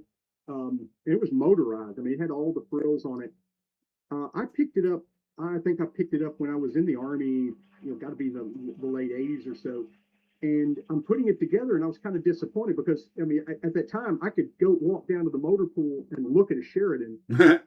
It's cheating. The back of it was kind of disappointing. The turret shape and the back of the tank and the Tamiya kit. I mean, it fit well together, but the shape was wrong. And I hope that they have corrected it. They did a second release here recently, and I'm pretty sure they corrected it. I mean, Tamiya is pretty good about that. Yeah, they're actually very meticulous, but they made mistakes too. The Sheridan, it was the first armor vehicle I was ever in was a Sheridan. And the Army brought it out to as a recruiting thing to an ROTC thing. They brought that in a 113. And I was like, oh, this is cool. And I was very disappointed as a kid because I wanted to do the old World War II throw open the hatch thing. I'm like, this hatch rotates. They had the little half moon hatch for the driver that rotates to create the open spot. And I was like, there's nothing dramatic about rotating, sliding this thing around. I wanted to throw it open like they do in the movies. And then I banged my head on it and went, ow, you could hurt yourself in one of these things. I remember John Wayne doing that. We practiced. But it was okay. Browse. Let's go. Oh, Scalmaro Apprentice says the new Tamiya kit is an all new kit. They just reused the box art. Okay. Good. I know I recently got an Academy kit that it wasn't a knockoff of the top Tamiya. It wasn't just a copy of the Tamiya. It's a whole, all tooling, all original tooling, and that really looks sharp too. And here is the oh no, that one's got the guns on it. Okay, so let me get the other picture. This is the Huey. Let me get the picture with the SS11 on it, because I guess that's an one of the add-on features. Lance Ravel says, I love the looks of the MBT-70. Had the Aurora kit as a kid. Looks like somebody told Ferrari or De Tomasio to design the tank. Yeah, it was a sleek looking tank. And okay, here we are. Here we have our Huey with the SS11 option. And I know you guys won't see it for about 15 seconds. So that comes with the option of the standard rocket and gun mount or the SS11s. I guess we did deploy them at some point. I know that Cobras did use tows in Vietnam. Towards the end of the war, they had to one of the few times that the Vietnamese made that a tank. And of course, our guys are armed with infantry weapons. And it was the Blue Max Squadron that came in, and apparently they found out, although they lost some choppers in the process, they learned, hey, tow system works. Now, see, if I were doing the Monarch CH-57 or 47, kit bash, I'd want to put those missiles on it. That those look Godzilla. They do. And if I come across them, I can still stick them out of the sponsons, just have them sticking out the tips. But I was just rewatching the documentary on Guns a Go-Go, and I'm like, I was like, this program works so well. You know, why didn't the Army proceed with it? And the Army was like, because even in Vietnam, we had a limited budget. Chinooks are expensive, and we need more than we have just to do the cargo mission. So it turned out the asset was just too valuable. But the program worked. I'm like, well, we're in peacetime now and have an unlimited budget. So where's my guns a go to? But yeah, there's a lot of kits out there for the anti-tank missile systems, and they pop up in the oddest categories. Especially the hammerhead tow launchers. I had one picture up there of the Danish one. They've got a M113 derivative that they have in the infantry fighting vehicle. And what I thought AFV Club did something really unique. They put an acrylic clear part that you can attach to the front of the launcher and then stick the missile on that pole and make it look like it just launched, that it's popped out. So, you know, a little bit of creative, work there. You can make a pretty good diorama of a missile launch. Well, I always did the Guns a Go 2 electric boogaloo. I love it. What I did, like a lot of kids, put a piece of stiff wire sprue in there and then put the cotton on it and then glue that on there. So now we're going to see. We got the TOW, the Maverick, the SS-10, the Dart. Okay, so we got all the missiles. Now we're going to move to a different kind of missile, which I have right here, and that is the Jupiter C that's been re-released. And I will warn you guys, I suspected this was the case with this thing. There are about 100 parts because to make the missile has like 8 parts, but the gantry has, and don't get me wrong, I've seen this thing built up. It's a beautiful kit, and I understand it goes together very well. But this is one of those things where you got to read the instructions 3 times because so many parts look alike, and it's easy to get something wrong. Not that anyone would ever notice, probably. It's one of those things, but you'd know. I bought 2 of them because, you know, to quote Jake Elwood about the old Mount Prospects police car and the Blues Brothers, they were practically giving them away. Nice decal sheet too. I've always had a fascination with the Cold War rocketry, and but for some reason, some of these things come in separate bags. I understand the rocket coming in a separate bag, but maybe they just had some extra parts they needed to add. But be careful when you open it because there's a lot of itty bitty little parts you can lose real easy. Scale model. Although I will say that this packaging is horrendous. Yeah, I wasn't that impressed with it. Compared to the original packaging? No. Yeah. Ken, what were you saying? Gavin said what? Scale model apprentice says, Max, did you ever get to fly in the UH-60 or was that after your time? No, I was actually at Fort Campbell when the UH-60As came on property. I'd been there about a year. I remember seeing them. I also remember seeing the prototype Apache doing a demonstration at Campbell Army Airfield. But the Blackhawks have been kind of in and out of Fort Campbell for a little while as they were getting ready to introduce them. Being the 101st, we got them first. Okay, everybody, all together. What's rule number 1 about aviation? Never fly the A model. Okay. Of course, the general didn't ask me, so we were all so excited. Now I was in the parachute club. Anyway, I have a picture of me in front of a Blackhawk right here, but I won't bore you with that. Yes, I will. Do it anyway. That's me. That's me making one of my early parachute jumps out of a Huey, but that's me UH-60 with my brand new Wonder Hog 2 skydiving rig. And yes, that's what it's called, Wonder Hog. Way out the door? What? Was that a picture of you screaming the whole way out the door? I do have a bit of a look at my face, but then again, I got 90 miles an hour wind blowing my back. But I was trying to grin for the camera. The wind just, yeah. But we'll go with that, Max. Anyway, I got the old belly wart reserve, the altimeter right there. But anyway, we started having accidents right away with the UH-60s. You got these guys who were used to flying an 8,000-pound Huey at 90 miles an hour. Now they got a 14,000-pound Black Hawk doing at least 120, although it was capable of about 160 if you really put the horns to it. But they're going half again as fast with twice the weight or close to twice the weight. There were a couple of guys who just didn't have the sight picture yet. We did a lot of rolling landings. Thank God we didn't roll into each other. But, and of course, the Huey has skids, right? they hover taxi. They want to move the helicopter even around the, pick it up, move it over, put it down. Black Hawk had wheels, so they roll taxied them just like an airplane. Okay. Problem is, and it had brakes, but the problem is that sometimes UH-1, and UH-1 will slide. Those skids are designed to be able to slide if they have to. But normally a UH-1, they get that tail down, they get a stinger down there, then it levels off, touches down, fairly level. Black Hawk comes in real tail low.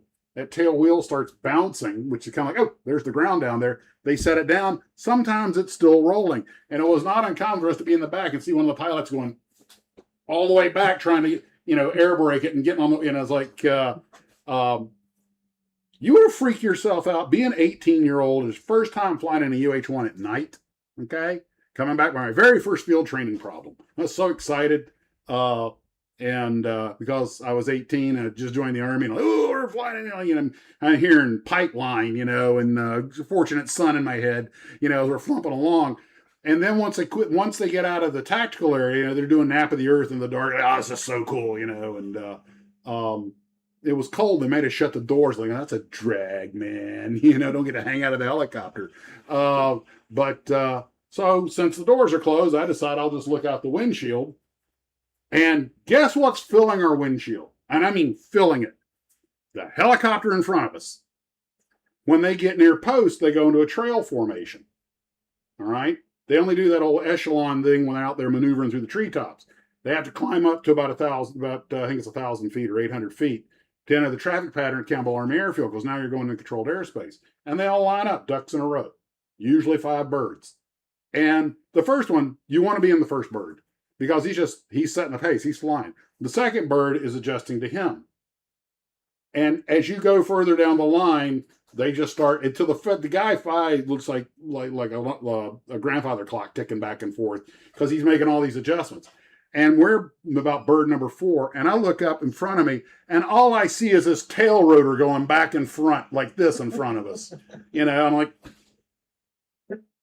Back off, dude. Dude, how close do we get? And, they're only doing about 40, 50, 60 knots. I mean, they're not going real fast.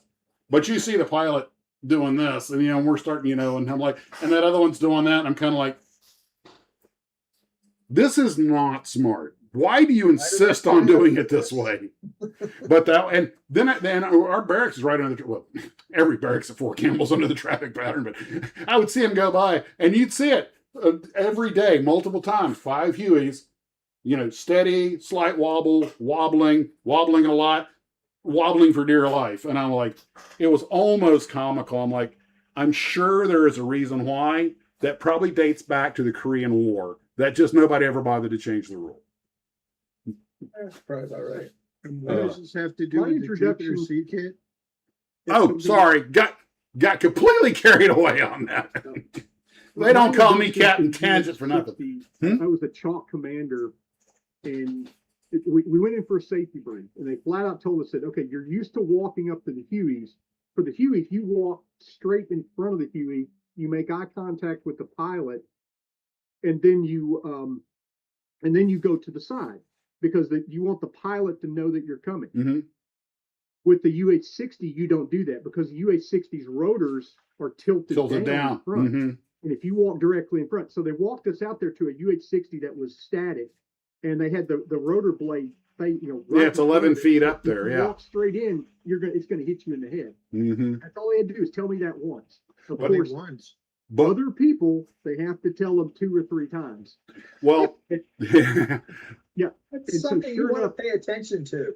Yeah, sure enough, somebody walks straight up to the UH-60, and everybody's screaming, "Stop! Stop! Stop!" And suddenly it's a safety pause. Everybody stop what you're doing.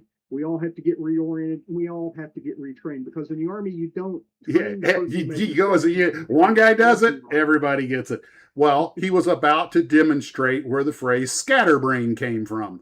But to answer the question, when the Blackhawks guy was in the parachute club, and they would give us a Huey on the weekends, and our aviators written off training time, and 8 of us would pile onto a UH-1 or maybe 10, and you just take a nap while you're climbing to altitude.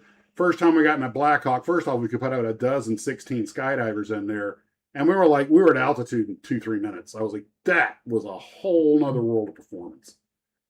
Getting back to the Jupiter, I'm trying to find the picture. Many years ago, I was talking to a Black Hawk pilot. He said he actually rolled one.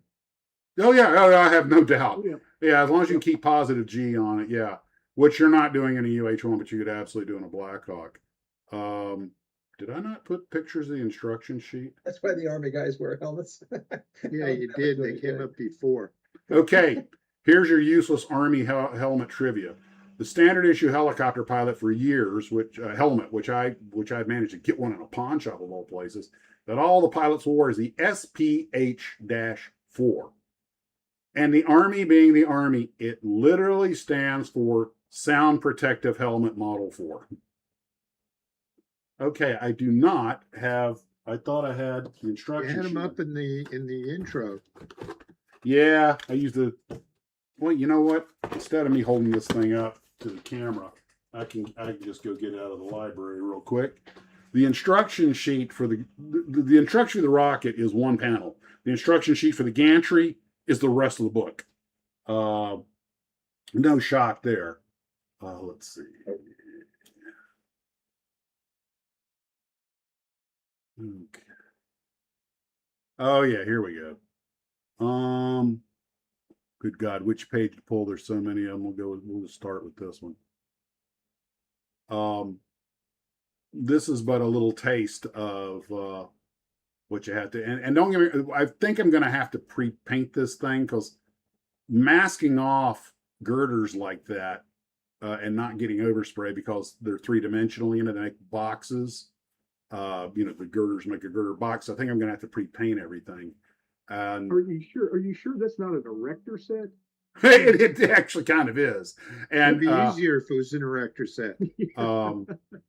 But the thing just looks so pretty when it's done. I think the mercury redstone on the with the pad of the red and white and the black and everything, just the most aesthetically beautiful and balanced looking rocket and system we ever had. But I have a bit of a fascination with gantries, I guess, because I find them as impressive as the rockets, even if they're just kind of glorified oil rigs. But and they had these things out of White Sands and a whole bunch of other places. They didn't just have them at the Cape but building this thing is going to be an exercise in patience. I've got two of them. And by the way, guys, if you want to get one of these, there are a couple of people out there because since Stevens is going out of, shutting down the operation, I think these things were like $16 a piece or something. I think it was like $34 delivered for both of them. I almost got three just because it's one of those things. If this is the kind of thing you're interested in, because I guarantee you we're all going to go, they're cheap. They'll be around forever. And then a year or two from now, when you want one, everybody's going to want $60 for them. But Well, I mean, the natural state of a rocket or a missile like that is next to a launcher. And unfortunately, most of the kits you get, it's just a standalone, here's your rocket, here's your missile. And you really can't get the feel for it. I have a gantry that came with that Ming Soyuz that I got, which actually it's made to work. I can physically articulate it up or down as a train, so you can pose it different ways. And that's one of the reasons I love that Nike Hercules and Nike Ajax. They come with the launchers and everything. The Thor comes with one. Kit too. The old Beaumont kit with the launcher on it with it too. And the X-17 comes with a launcher also. And the Snark. The Snark comes with a short rail launcher. That's right. And so does the Mace, and it comes actually with the Terra Cruiser, which I had learned the Terra Cruiser is the vehicle that tows it. I didn't realize that. It would say, Terra Cruiser. Like, oh, well, this thing's a nap of the earth flying out. And I'm like, oh, no, Terra Cruiser's the vehicle. Which, by the way, I saw a real one on sale for eBay. A real surplus Air Force. The vehicle, it didn't run. I guess some museum, I don't know who had it. But apparently, when the Air Force was done with them, they just sold them off, and somebody found a use for it. How much was it? I don't remember. 15 grand. I don't think it ran. Is it street? No way. Yeah, in Dubai. It's a street legal as that steam locomotive Ken and I are going to go see in a couple of months. But anyway, Well, It's not gonna be there then. I am, since we got through all the missiles and talked about, painting, the one last thing to talk about, and this will be the wrap on the official live stream. After that, we'll just go to talking about whatever we want. I did the B-25 today. I got the nose painted, and I got a lot of great suggestions from people on ways to do that complex pattern, because the only decal they give you is the red and white stripe. I made a few mistakes, but I did get it painted. I decided, even though only the front half is yellow, I use pink primer when I'm doing yellow, and it just seems to make the yellow pop more easily. But I did trim out the decal very carefully, traced it onto tape, made a mask, put that on the model, then masked off more, airbrushed it, and I decided to do the entire thing pink so I wouldn't have, like a different shade where the green's at. Probably could have, you can tell I had some seepage, but nothing I Is this couldn't for a clean Girl up. Scout merit badge or something? Yeah, I tell you what, I was working for my decal trimming merit badge. But I did manage to get it on there, and much to my happy joy, the decal fit. So I decided I put some Solvaset on it and said I'm just leaving this alone till overnight. I actually went out this morning and got to work before it got hot, and just said, you know what, I'm just leaving it like that overnight. I'm going to let it all harden. Tomorrow I'll clear coat it and then start working on more. I did remove the nose cap because I still got to put the gun trays in there. But The pictures are just now coming up. That is sharp. That Thank you. pops. that's a lot of work and sweat. But I want to say something about this HK model. So far, every part has fit like a Tamiya kit, with the exception of the fuselage halves, which I'm pretty sure, because I did fit them and they snapped into place. Then when I glued it, something went. So I must have inadvertently gotten something in the way or moved something out of place. But I went ahead and just press fit it and then puttied it up. Not a big deal. Overall, I'm extremely impressed with this kit. No, I haven't seen a hint of flash, and What scale is this? this is 1/32 scale B-25. But if you guys are and by the way, I found a place to put it, which is in the shed, unfortunately. But the shelf where I've moved all these other 1/32 scale kits by the window, there is room for it to go up there. I do still have to weight the nose. I got still got cleanup to do, but for me personally, it's easier to deal 1/32 scale just because of big hands and old eyes. Everything's bigger. But You should make a multi-level garage shelf for it. huh? You should make a multi-level garage shelf. Just keep putting them in shelves, like a Carvana for airplane kits. Steve, I've actually considered doing something not unlike that. That's why. Well, that's one of the reasons I bought that shelf that the big 1/35 scale sky crane's on. It took over an entire shelf in my big storage shelf. It's the only place, and it still hangs out about 4. The base hangs out 4 inches. The thing's got a freaking rotor mass, arc like that. And God, that's another good kit. That 1/35 scale sky crane, a little trickier than this one, but then once I get past this, I have to do the engines, and the engines are 60 pieces an engine. I mean, you have pistons and cylinder heads, control push rods and everything. Nice thing is you can pre-paint all that stuff, and just that way when you glue it into place, it's just because you're not getting under a lot of this stuff with a brush. But that leaves you with the problem of, if I'm going to do all this work on the engine, I want to display it. So you can bet at least one of the cowlings is going to be removed when I display it. I'm not doing all that. I did that on that Tamiya Mustang, but it has magnets on the cowling, so you can take the cowling off. Because that F51D, 1/32 scale F51D that I built, it was gifted to me by a wonderful glue trooper. Again, the level of detail was just, there's no way I'm going to display this with the cowling on. There's too much work in there. And I could work on a real Mustang after working on that kit. Just like you could probably build a Jeep after building that big scale Tacoma one that I built. And I had a Jeep, so I knew all the parts were right. Jeep. I was like, do some work on that Jeep. And some of these large scale kits are just insane. This F4, in fact, what? Every time Kim laughs, I figure somebody's mocking me. KOS and C says, I guess we got to get Max a 132nd C5 Galaxy. Don't you dare. He's like first place break. I've got the Phantom that I just built at 148 Edward. You can't really see it, but it's up on top of the shelf. You guys have seen it. It'll be on the Navy jet build. I put a few photos up of it.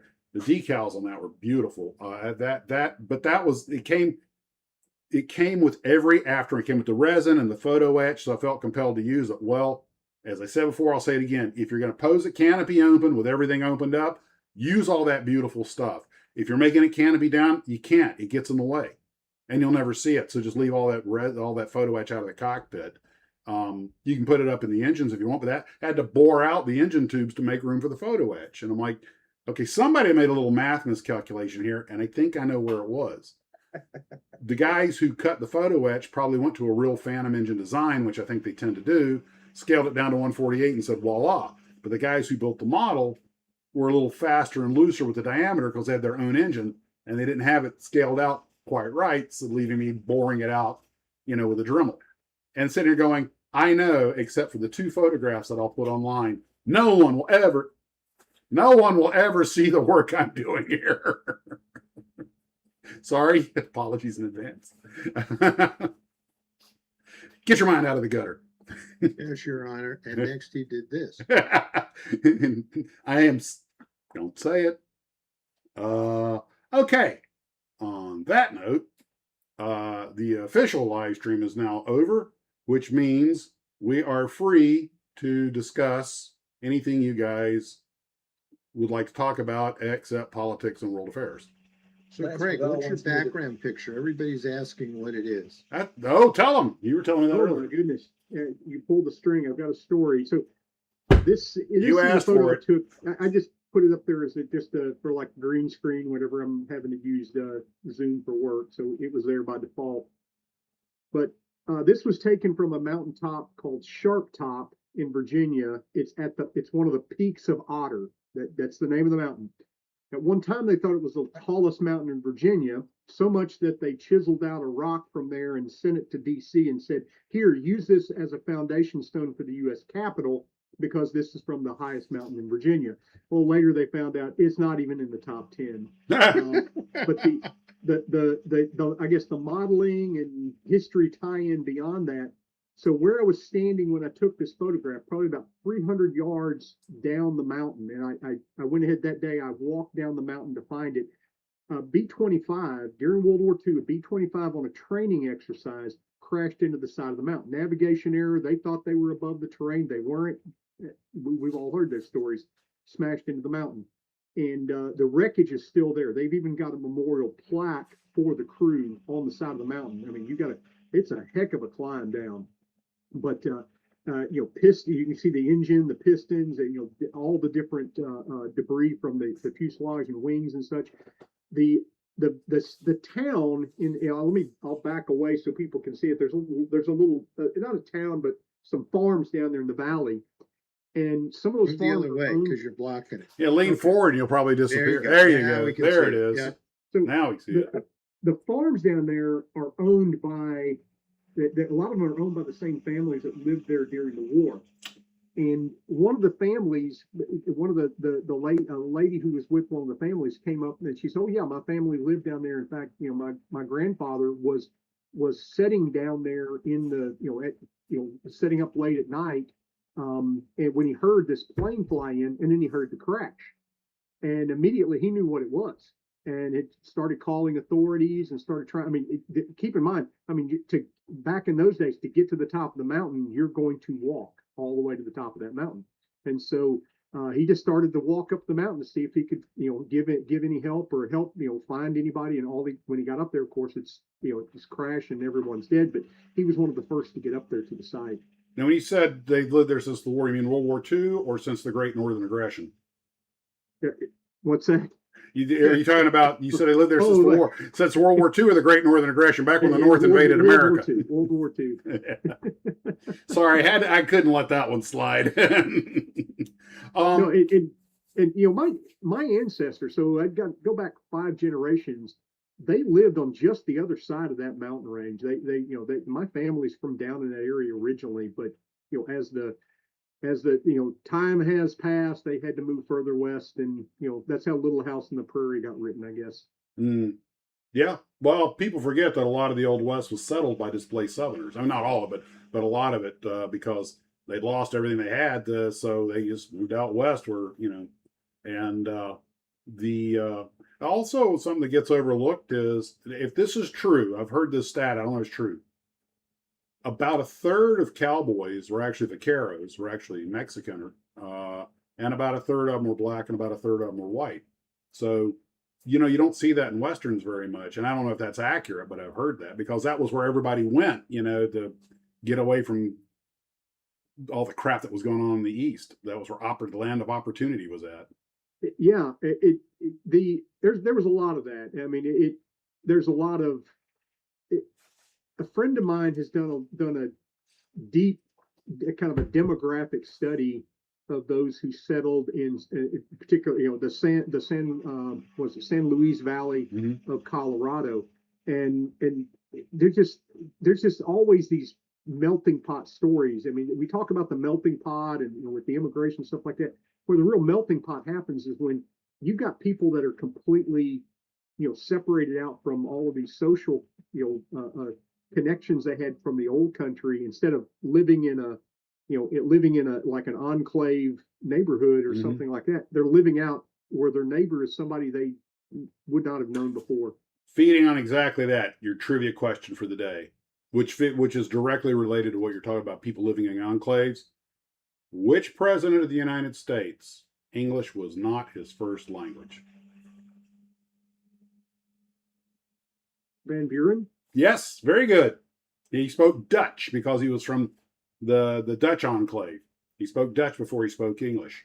And I was thinking about that. And when you talk about the get away from the enclaves, that's true. People forget how I don't know what your opinion of Shelby Foote is, the old well-known historian, but he pointed out that the Civil War gave a lot of Americans much more of a sense of America as a country, because most of them had never been more than 40 miles from their home in their entire lives, and now they're going across the entire country, and that was both north and south.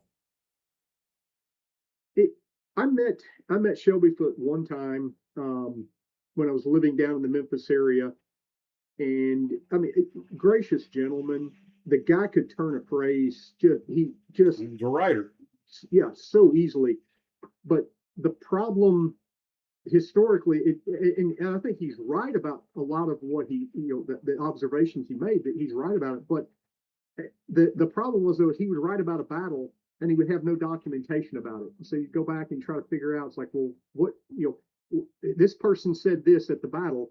Well, where did that come from? Do we have a footnote for that? Yeah. And he would say, well, I just remembered it that way. Okay. Yeah. Hey, Ken's got a stealth bomber. Yeah, that is his now. I gave it to him, an RCB 25. It's rebuilt from the ashes, the guts of the original one, which is the same plane, because somebody told me to fly it upside down. Somebody doesn't understand we'll fly inverted. That's because somebody flies airliners which fly right side up. So we splattered it, and that's a B-25. But it's a B-25. Although the B-25 won't be that big. It's actually a good flying RC, though. Oh yeah, it's a great plane to fly. Yep.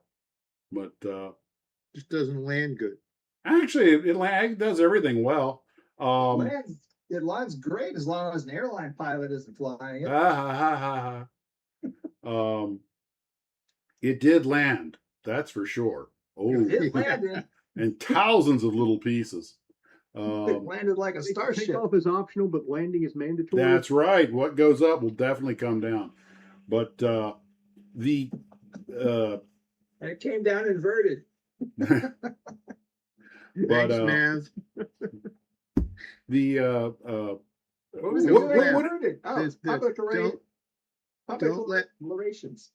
Don't laugh. The special Hot Wheels limited edition for San Diego Comic-Con that's going on right now is an inverted F-14 over a MiG-19. Top Gun. Yeah.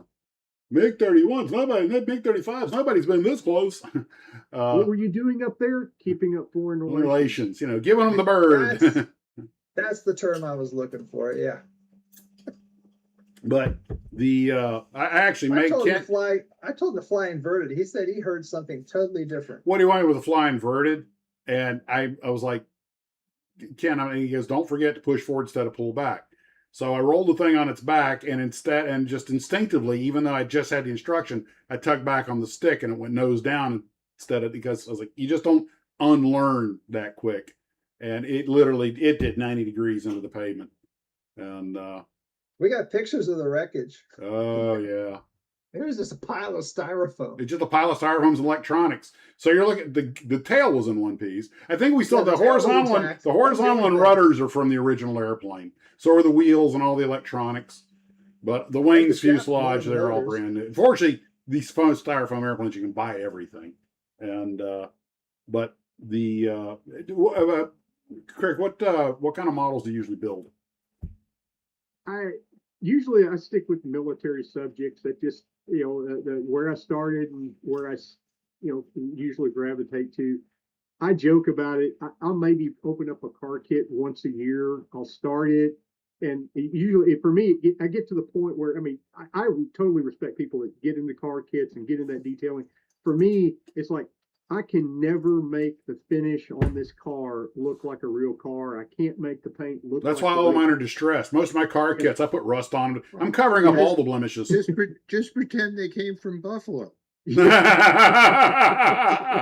the trouble is, it's like the Indy cars I just built is it's always that last, with the truck or a tank or a military kit, I can always, I can get battle damage in here, do something like that. But like on the Indy cars, the decals started wrinkling on me. It's like, I can't find decals to replace that in my stash. I talk all the time about how armor's so easy because you can cover everything with camouflage and battle damage. And boy, mine have been well camouflaged and really banged up. But that's absolutely true. The only thing about armor kits that bugs me is when you have, all those freaking road wheels, and you got to paint the rubber rim on them and everything. And the thing is, I've actually gotten pretty good at it from repetition and drill. And I'm kind of like, But I think the reason everybody likes to build German armor is pretty understandable. First off, the stuff looks cool. And the Germans had all these wild paint jobs. So there's just 100, 200 ways to paint any piece of German armor. And they just look awesome. Shermans, it's the same thing. All drab. All drab. They're boring. Same with the Russian armor. It looks kind of cool, but green. Now the Japanese, I built that little Aurora Chitai, and I was like, that was a lot of fun to build. It's not very often you're using yellow on a tank, Yep. Dragging out the little airbrush and I gotta be honest, it's a pretty good little kit for what it is, and That Zero was fun to fly. Which one? You talking about the foam one or the Guilo's one that you had me over motor that it pulled a wing off in level flight? The foam one. I built a balsa Guilo's and converted it into a Zero and built it and converted it to RC. And I didn't know how much engine. I asked Ken, he said, pick this engine. This engine, it would have been like strapping a frickin' 3,000 horsepower compound radio on a real Zero. It was so overpowered. And we gave it to a guy who knew what he was doing to fly it because I didn't trust it. And he was just flying by and the thing was going so fast, it literally just peeled a wing off of it. Well, you didn't tell them that you accidentally busted the plane up with your fat fingers. I glued it all back together. Ken, There's that so much wing was in perfect condition when we left. It was It needed all over-engined. that power to get all that weight off the ground. It was the first fully folding wing Zero. It could do it in flight. From all the wood you put back into it to repair it and glue. It flew for a while. It The did fly. big FMS field models, airfield model Zero we had, which is the size of that B-25, that was a nice flying RC. It was. It did fly nice. But Unfortunately, the flight of the miniature Zero was not recorded. Yeah, I have started using the little template to do the wheels also. Oh, he's going past that little piece of information. I'm sorry, So was it I was kinda like reading a the Bigfoot comments. sighting, or the Bigfoot sighting wasn't recorded. Bigfoot was the pilot of the Zero. Well, you know That's you guys are all familiar with the famous gag about the guy test flying the Bell XP-59, who was it was one of the test pilots, and they gave him a gorilla mask and a top hat and a cigar. And they told everybody stay away from this area, but they said if some nosy Nelly gets close, just put all this on. So the guy, he sees this guy in a trainer get close, he puts it in, and he sees it in the cockpit. He goes, why are we doing this? He goes, the guy's going to say he saw an airplane with no propeller being flown by a gorilla with a cigar and a top hat. They'll think he's crazy and wash him out of the service. Now, I don't know if that's an apocryphal story, but it's one that will not die. There is the photo of the Phantom pilot with the Planet of the Apes mask on, going up for an aerial refueling. It's like, that's just pilot humor. But He was bored. I do love the idea of when the group that 4 people who came back from the lunar mission recently, they should have had all the frogmen wearing ape masks. Yeah, absolutely. Yeah, that would have been interesting, wouldn't it? Here's your trivia: who wrote Planet of the Apes? Pierre Bouillet wrote the book, but Rod Serling Rod Serling did the screenplay. Really? Mm-hmm. But Wow. I didn't know he was still alive then. no, Rod Serling didn't die till what, the late 70s, early 80s. Yeah, Yeah. because he was another. He pops up in odd places. So he was the one he was also the I guess the push behind, or the ideal behind the In Search Of series. Mm-hmm. So he got Leonard Nimoy stuck on that. I think he also might have written. There was something I saw he had a writing credit on that you would never associate with him. He wrote that movie with Frank Sinatra with the Ocean Line, where they tried to rob Okay. Salt on the Queen or whatever. Yeah. But he wrote another one. It was like 7 Against the Sea, which became the pilot for McHale's Navy. Yeah. And Okay. but you have to remember, Serling was, I think, the 11th Airborne Division in the Pacific. He saw a lot of horrible stuff, and they said that when he came back that's reflected in the dark tone of everything he did. He also became a bad chain smoker, and he was only like 51 when he died. And they said when they did the autopsy, he had the desiccated heart of an 80-year-old man, just from all that smoking, lungs and everything. He thought mowing the lawn and just dropped, and but he was a really talented guy, and I think he was one of the greatest talents Hollywood ever had, and they had the good sense to realize it. But He was very prolific. I've never seen what I would call a bad episode of Twilight Zone. Night Gallery was pretty creepy too in its own way. But I need to go watch 7 Against the Sea, because although it's darker than McHale's Navy, it did work as an effective pilot for it. But that was Alcoa Theater. Back when we had anthology series, they really put some effort behind them. Oh, one thing I wanted to mention, I know I talked about it in the video I did the other day, but trying to dig up information on like the PT boats they used in McHale's Navy, which they used in other stuff as well. But one thing, none of those boats are accurate. And of course, you don't watch McHale's Navy for technical accuracy.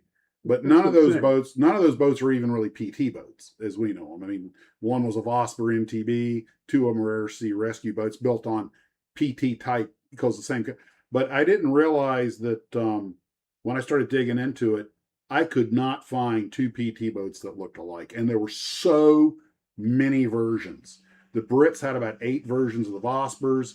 Elko had a bunch of versions. They come in all these, they start at roughly 50 feet and go all the way to like 81 feet or 78 feet. So they get pretty big. A lot of them only carry 2 torpedoes. But one thing you'll notice about the Vosper boats, in fact, you can see it in this picture of the Mitsuo boat. In fact, I'll zoom in a little bit here. Is that not all of them, but a lot of the Vospers have I guess you could call it a scallop or a lower deck right in front of the torpedo, which you do not see on American boats. And American boats, for the most part, had a flat deck all the way across them. Yeah. And that's just one of the. Well, the American boats didn't even have torpedo tubes. They just had like slide off launchers. Well, that came later. What happened was we started off with tubes. We did start off. You look at the early ones; they have tubes. They used a gunpowder charge to launch them. I have read in some sources that sometimes it would misfire, and you'd have a running torpedo. You know, that could be a problem. But the real problem was PT boats did a lot of their attacks at night. And when that thing fired, of course, it made a flash that the enemy could see and they knew right where you were at. But they realized that just like you say, just roll them off the side, saved a lot of weight. Aircraft torpedoes. Huh? Yeah, that's right. There were aircraft torpedoes. And the Mark 13 Mod 1 torpedo had a lot of issues, as did all of the 14 and 15 did also. 14s were on submarines and 15s were on destroyers. They did like a tome. I mean, did a big thick book on the PT boats in the South Pacific. And what I loved about that was the attitude was, somebody would say, well, hey, there's a crashed, P-39 Air Cobra over there on the other side of the airstrip. Can we borrow the gun out of that? Yes. And next thing you know, they've mounted it and they stuck it on the front of the PT boat. There are pictures. I didn't understand at first why it had that weird feed tray, and then it clicked. That's out of a P-39. And I learned that from building models, because you build a P-39 37 millimeter, and you're like, that's from it. You learn so much building models when they're accurate. I mean, we could go on all day about 37 millimeter AT gun. That's how I'm learning all the stuff about PT boats, is by doing the research of the video. And you start seeing them over and over and over again. Then you go back and watch some old movie you used to love and go, oh crap, that's a Vosper. That's not an Elco boat, And but there's about 20 PT boats left because they're made of wood. A lot of them just didn't survive we torched them after the war, most of them, and. Meanwhile, in addition to Planet of the Apes, the most famous works Rod Serling did were 7 Days in May and Requiem for a Heavyweight. I did not realize he did 7 Days in May, but they're both dark enough to be him. Yeah. I think 7 Days in May is that's the one about the coup. Yeah. Yeah. I think that is probably my favorite political thriller. The other one, The Best Man, I think it is, with Cliff Robertson and Henry Fonda, is good. You could see that happening today. In fact, I imagine it does. But 7 Days in May was actually kind of chilling, because you realize it could happen. It's not beyond the realm of possibility, and it's concerning. But we don't do politics here, so it's a great movie, though. I would worry, though, that Lance Ravel just dropped a gem there in the chat. There's a truism in the Navy. No two ships of the same class are identical. Running changes are done during building. More changes every refit. Yep. Absolutely. By the way, I have a question for Lance. Lance Ravel, I believe he's over in Tallahassee, and I'm from Quincy originally, about 20 miles down the road. I believe Real Space Models is based out of Tallahassee. I'm wondering if he knows the guy that does that, because I thought he might make a nice guest here. I might also see if I can get Alan Urey from Fantastic Plastic. The Manchurian Candidate's a good one too. And the only I'm going to say flaw or problem with the Manchurian Candidate was that brainwashing doesn't work like that. He kind of went in the Hollywood tropes of how brainwashing works. People aren't really quite conditioned like that, and it wears off before the internet. Yeah, well, that's true. But Craig, what are military movies that you respect, that you tell people, hey, this is a good movie, go watch? To answer that question, I usually throw The Battle of the Bulge with Henry Fonda, and then just leave. That may be I was 9 years old when I saw that, and I was like, they didn't have no Cessna bird dogs back then. There's some danger being raised on an airport. And I got tired of Patton tanks being dressed up as Panzers. God, they don't even look like. For God's sake, get some plywood and make a fake turret or something. At least they did that in A Bridge Too Far. At least they tried to make that was British tank or whatever. At least they tried to make it look like a Panzer, break up the modern lines on it. I mean, it was when I was in the Army, and I knew, okay, just my routine before I went on a field exercise, knew I'm going to be gone for a week. I want to get my mind in the, in the military sense and such like that. There were two movies I would go to every time, and I would play them. And one of them was The Longest Day. Watching that all the way through, because you get this you get this feeling of all of the events that are happening simultaneously, all the things that are happening, within a in an operation, and you begin to you start putting yourself in the mode where sometimes you got to take a step back and say, why are they having me dig a ditch? Oh, it's because General Eisenhower needs the field drain so he can land a plane or something. All those sort of things that kind of click in. The other one was The Longest Day, because then that was one where the whole movie, and they did a really good job. I mean, you read the book and it's history. It's raw. Cornelius Ryan did a good job of presenting that history, documenting. It's a good job, but the movie is beyond the book. I mean, it's not. It's based on the facts in the book and such like that. But what they did a great job in that movie was capturing that from the start. You knew that there were circumstances, situations that were going to get out of their control, that they couldn't rein in, that were going to cause a disaster. And you watch that slow motion train wreck. I mean, you watch it. Well, hey, we can't land the gliders here. We got to land them there. Oh, then that means that we can't walk to the bridge. We got to all of these sort of things factoring in. So by the end of the movie, I knew they were going to fail. And then you wait for what's his name, the Polish general, the Sosabowski, to everyone, man, we go fight, and everybody dies. Yeah. Just wait for that. A Bridge Too Far is a great movie. They used about every C-47 in California. But there are a couple of little technical glitches in a couple of movies that I love. One of them is in The Longest Day. They have one scene where the plane's flying over Sky Raiders. But that, if you were to re-edit that film, you could CGI that out, Oh, yeah. And a lot of these movies with modern special effects and CGI to correct the technical errors could be re-released. And the one I would like to get my hands on to re-release and cut out the crap with his son is Midway. Not the new one, but the old one. Very well acted. Yeah. Fonda looks like Nimitz, but way too reliant on stock footage. I would love if they recreated the old Midway, but they had a historian like John Parshall. If you don't know who he is, I've got his books right here. Yeah, John Parshall's, and have him work the script as a technical advisor or historical advisor, whatever you want to call it, so that the movie is accurate to the facts, because there's so many things that just the story itself, the true story, it's self-writing.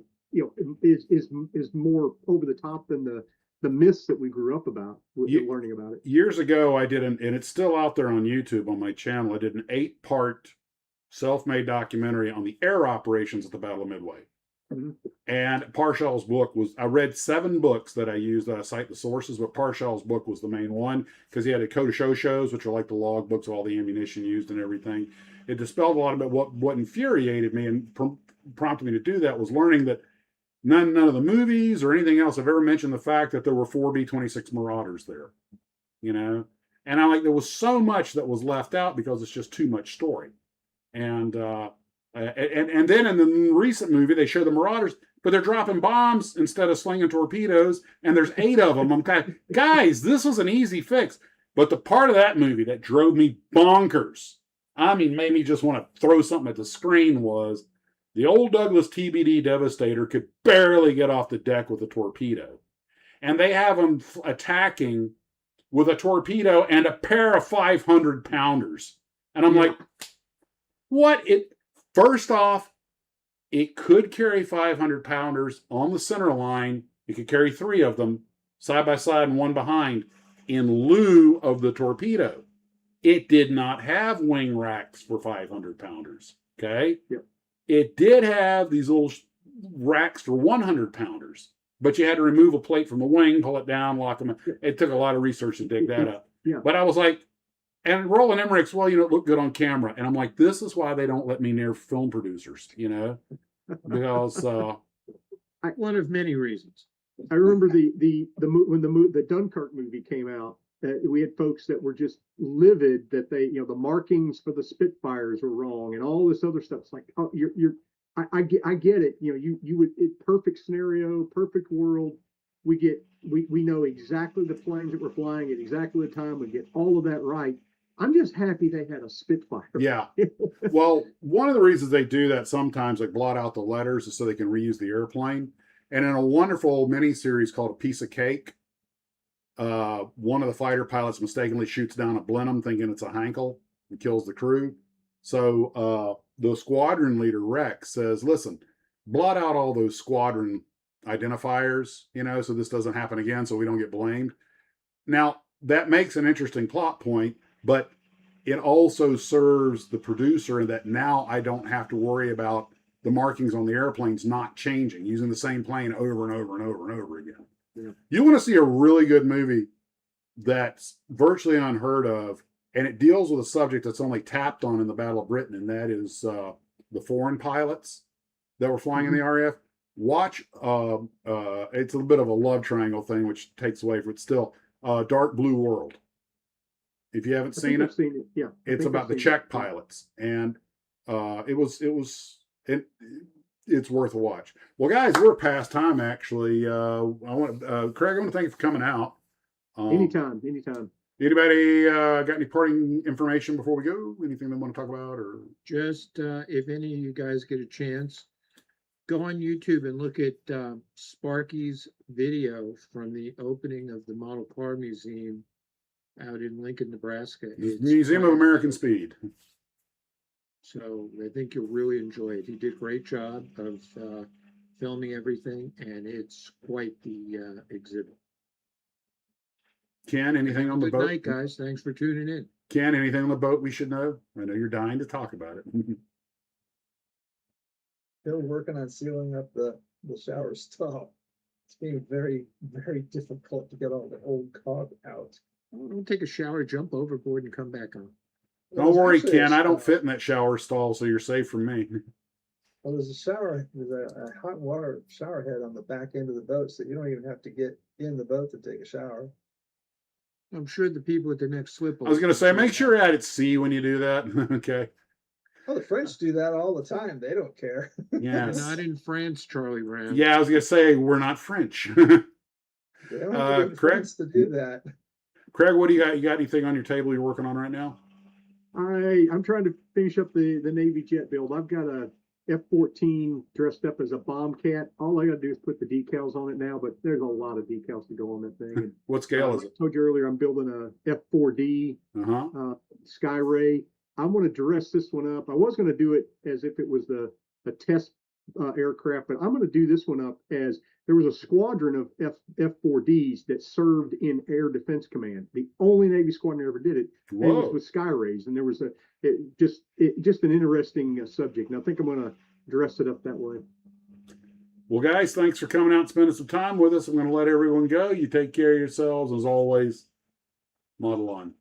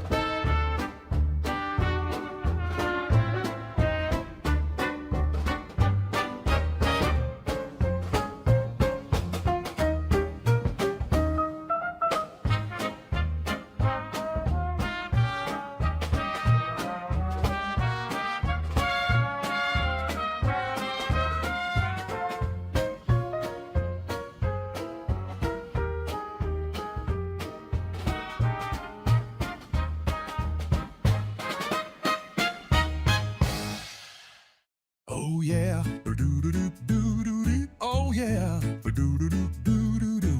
Saw the moon on TV when I was just a boy. A shiny orb of mystery my chest would fill with joy.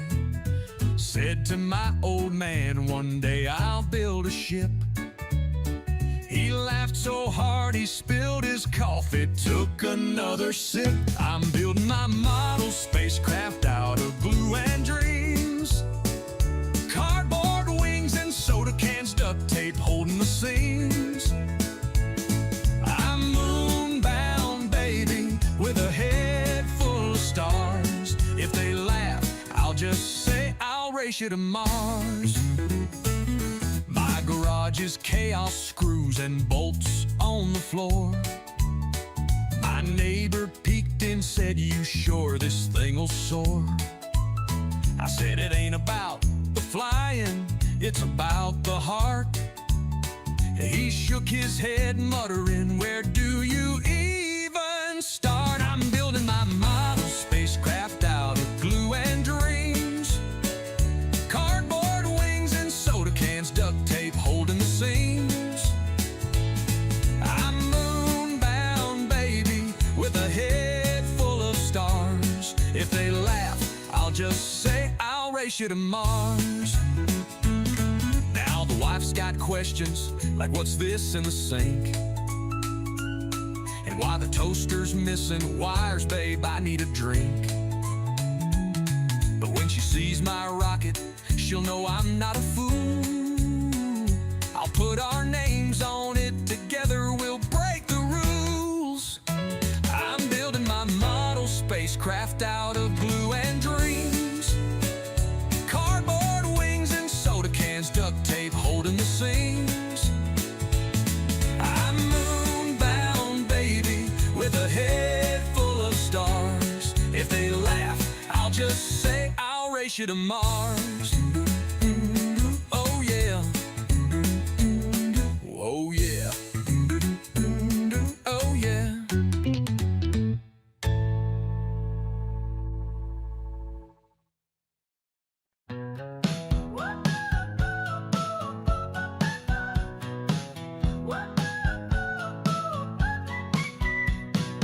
In the basement with glue and some tape, building dreams in a tiny escape.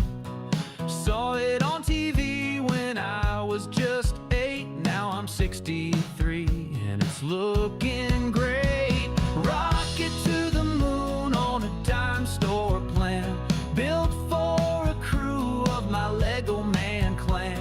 NASA's got nothing on my grand design. If it don't explode, it'll work just fine. My wife keeps asking when I'll get a job, but I'm too busy playing space heartthrob. Tinfoil wings and a Pringles can. Who needs a paycheck when you've got a plan? Rocket to the moon on a dime store plan, built for a crew of my Lego man clan. NASA's got nothing on my grand design. If it don't explode, it'll work just fine.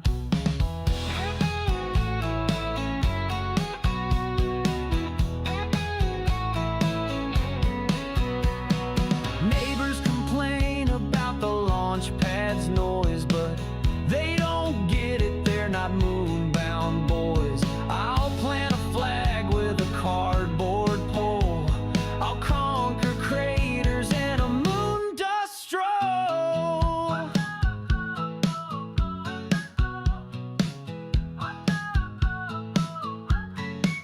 So here I stand with my goggles on tight. Helmet's a salad bowl, but it feels just right. If this thing takes off, they'll know my name. The man who made the moon his backyard game. Rocket to the moon on a dime store plan, built for a crew of my Lego man clan. NASA's got nothing on my grand design. If it don't don't explode, it'll work just fine.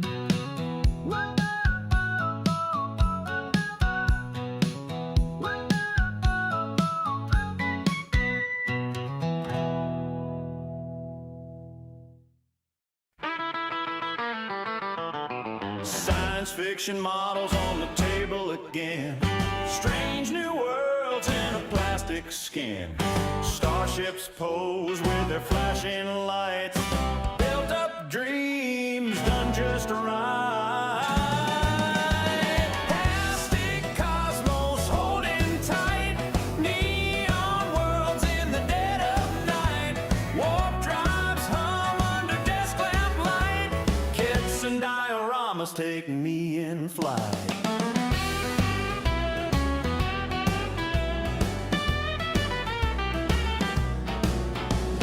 Cutting sprues with a razor blade. Happy with heat kit I made. Alien skies and moonlit haze. Chasing stars through my model maze. I'm a demigod with a cool death ray. Building warp-driven ships on a Saturday. Plastic cosmos holding tight. Neon worlds in the dead of night. Warp drives hum under desk lamp light. Kits and dioramas taking me in flight.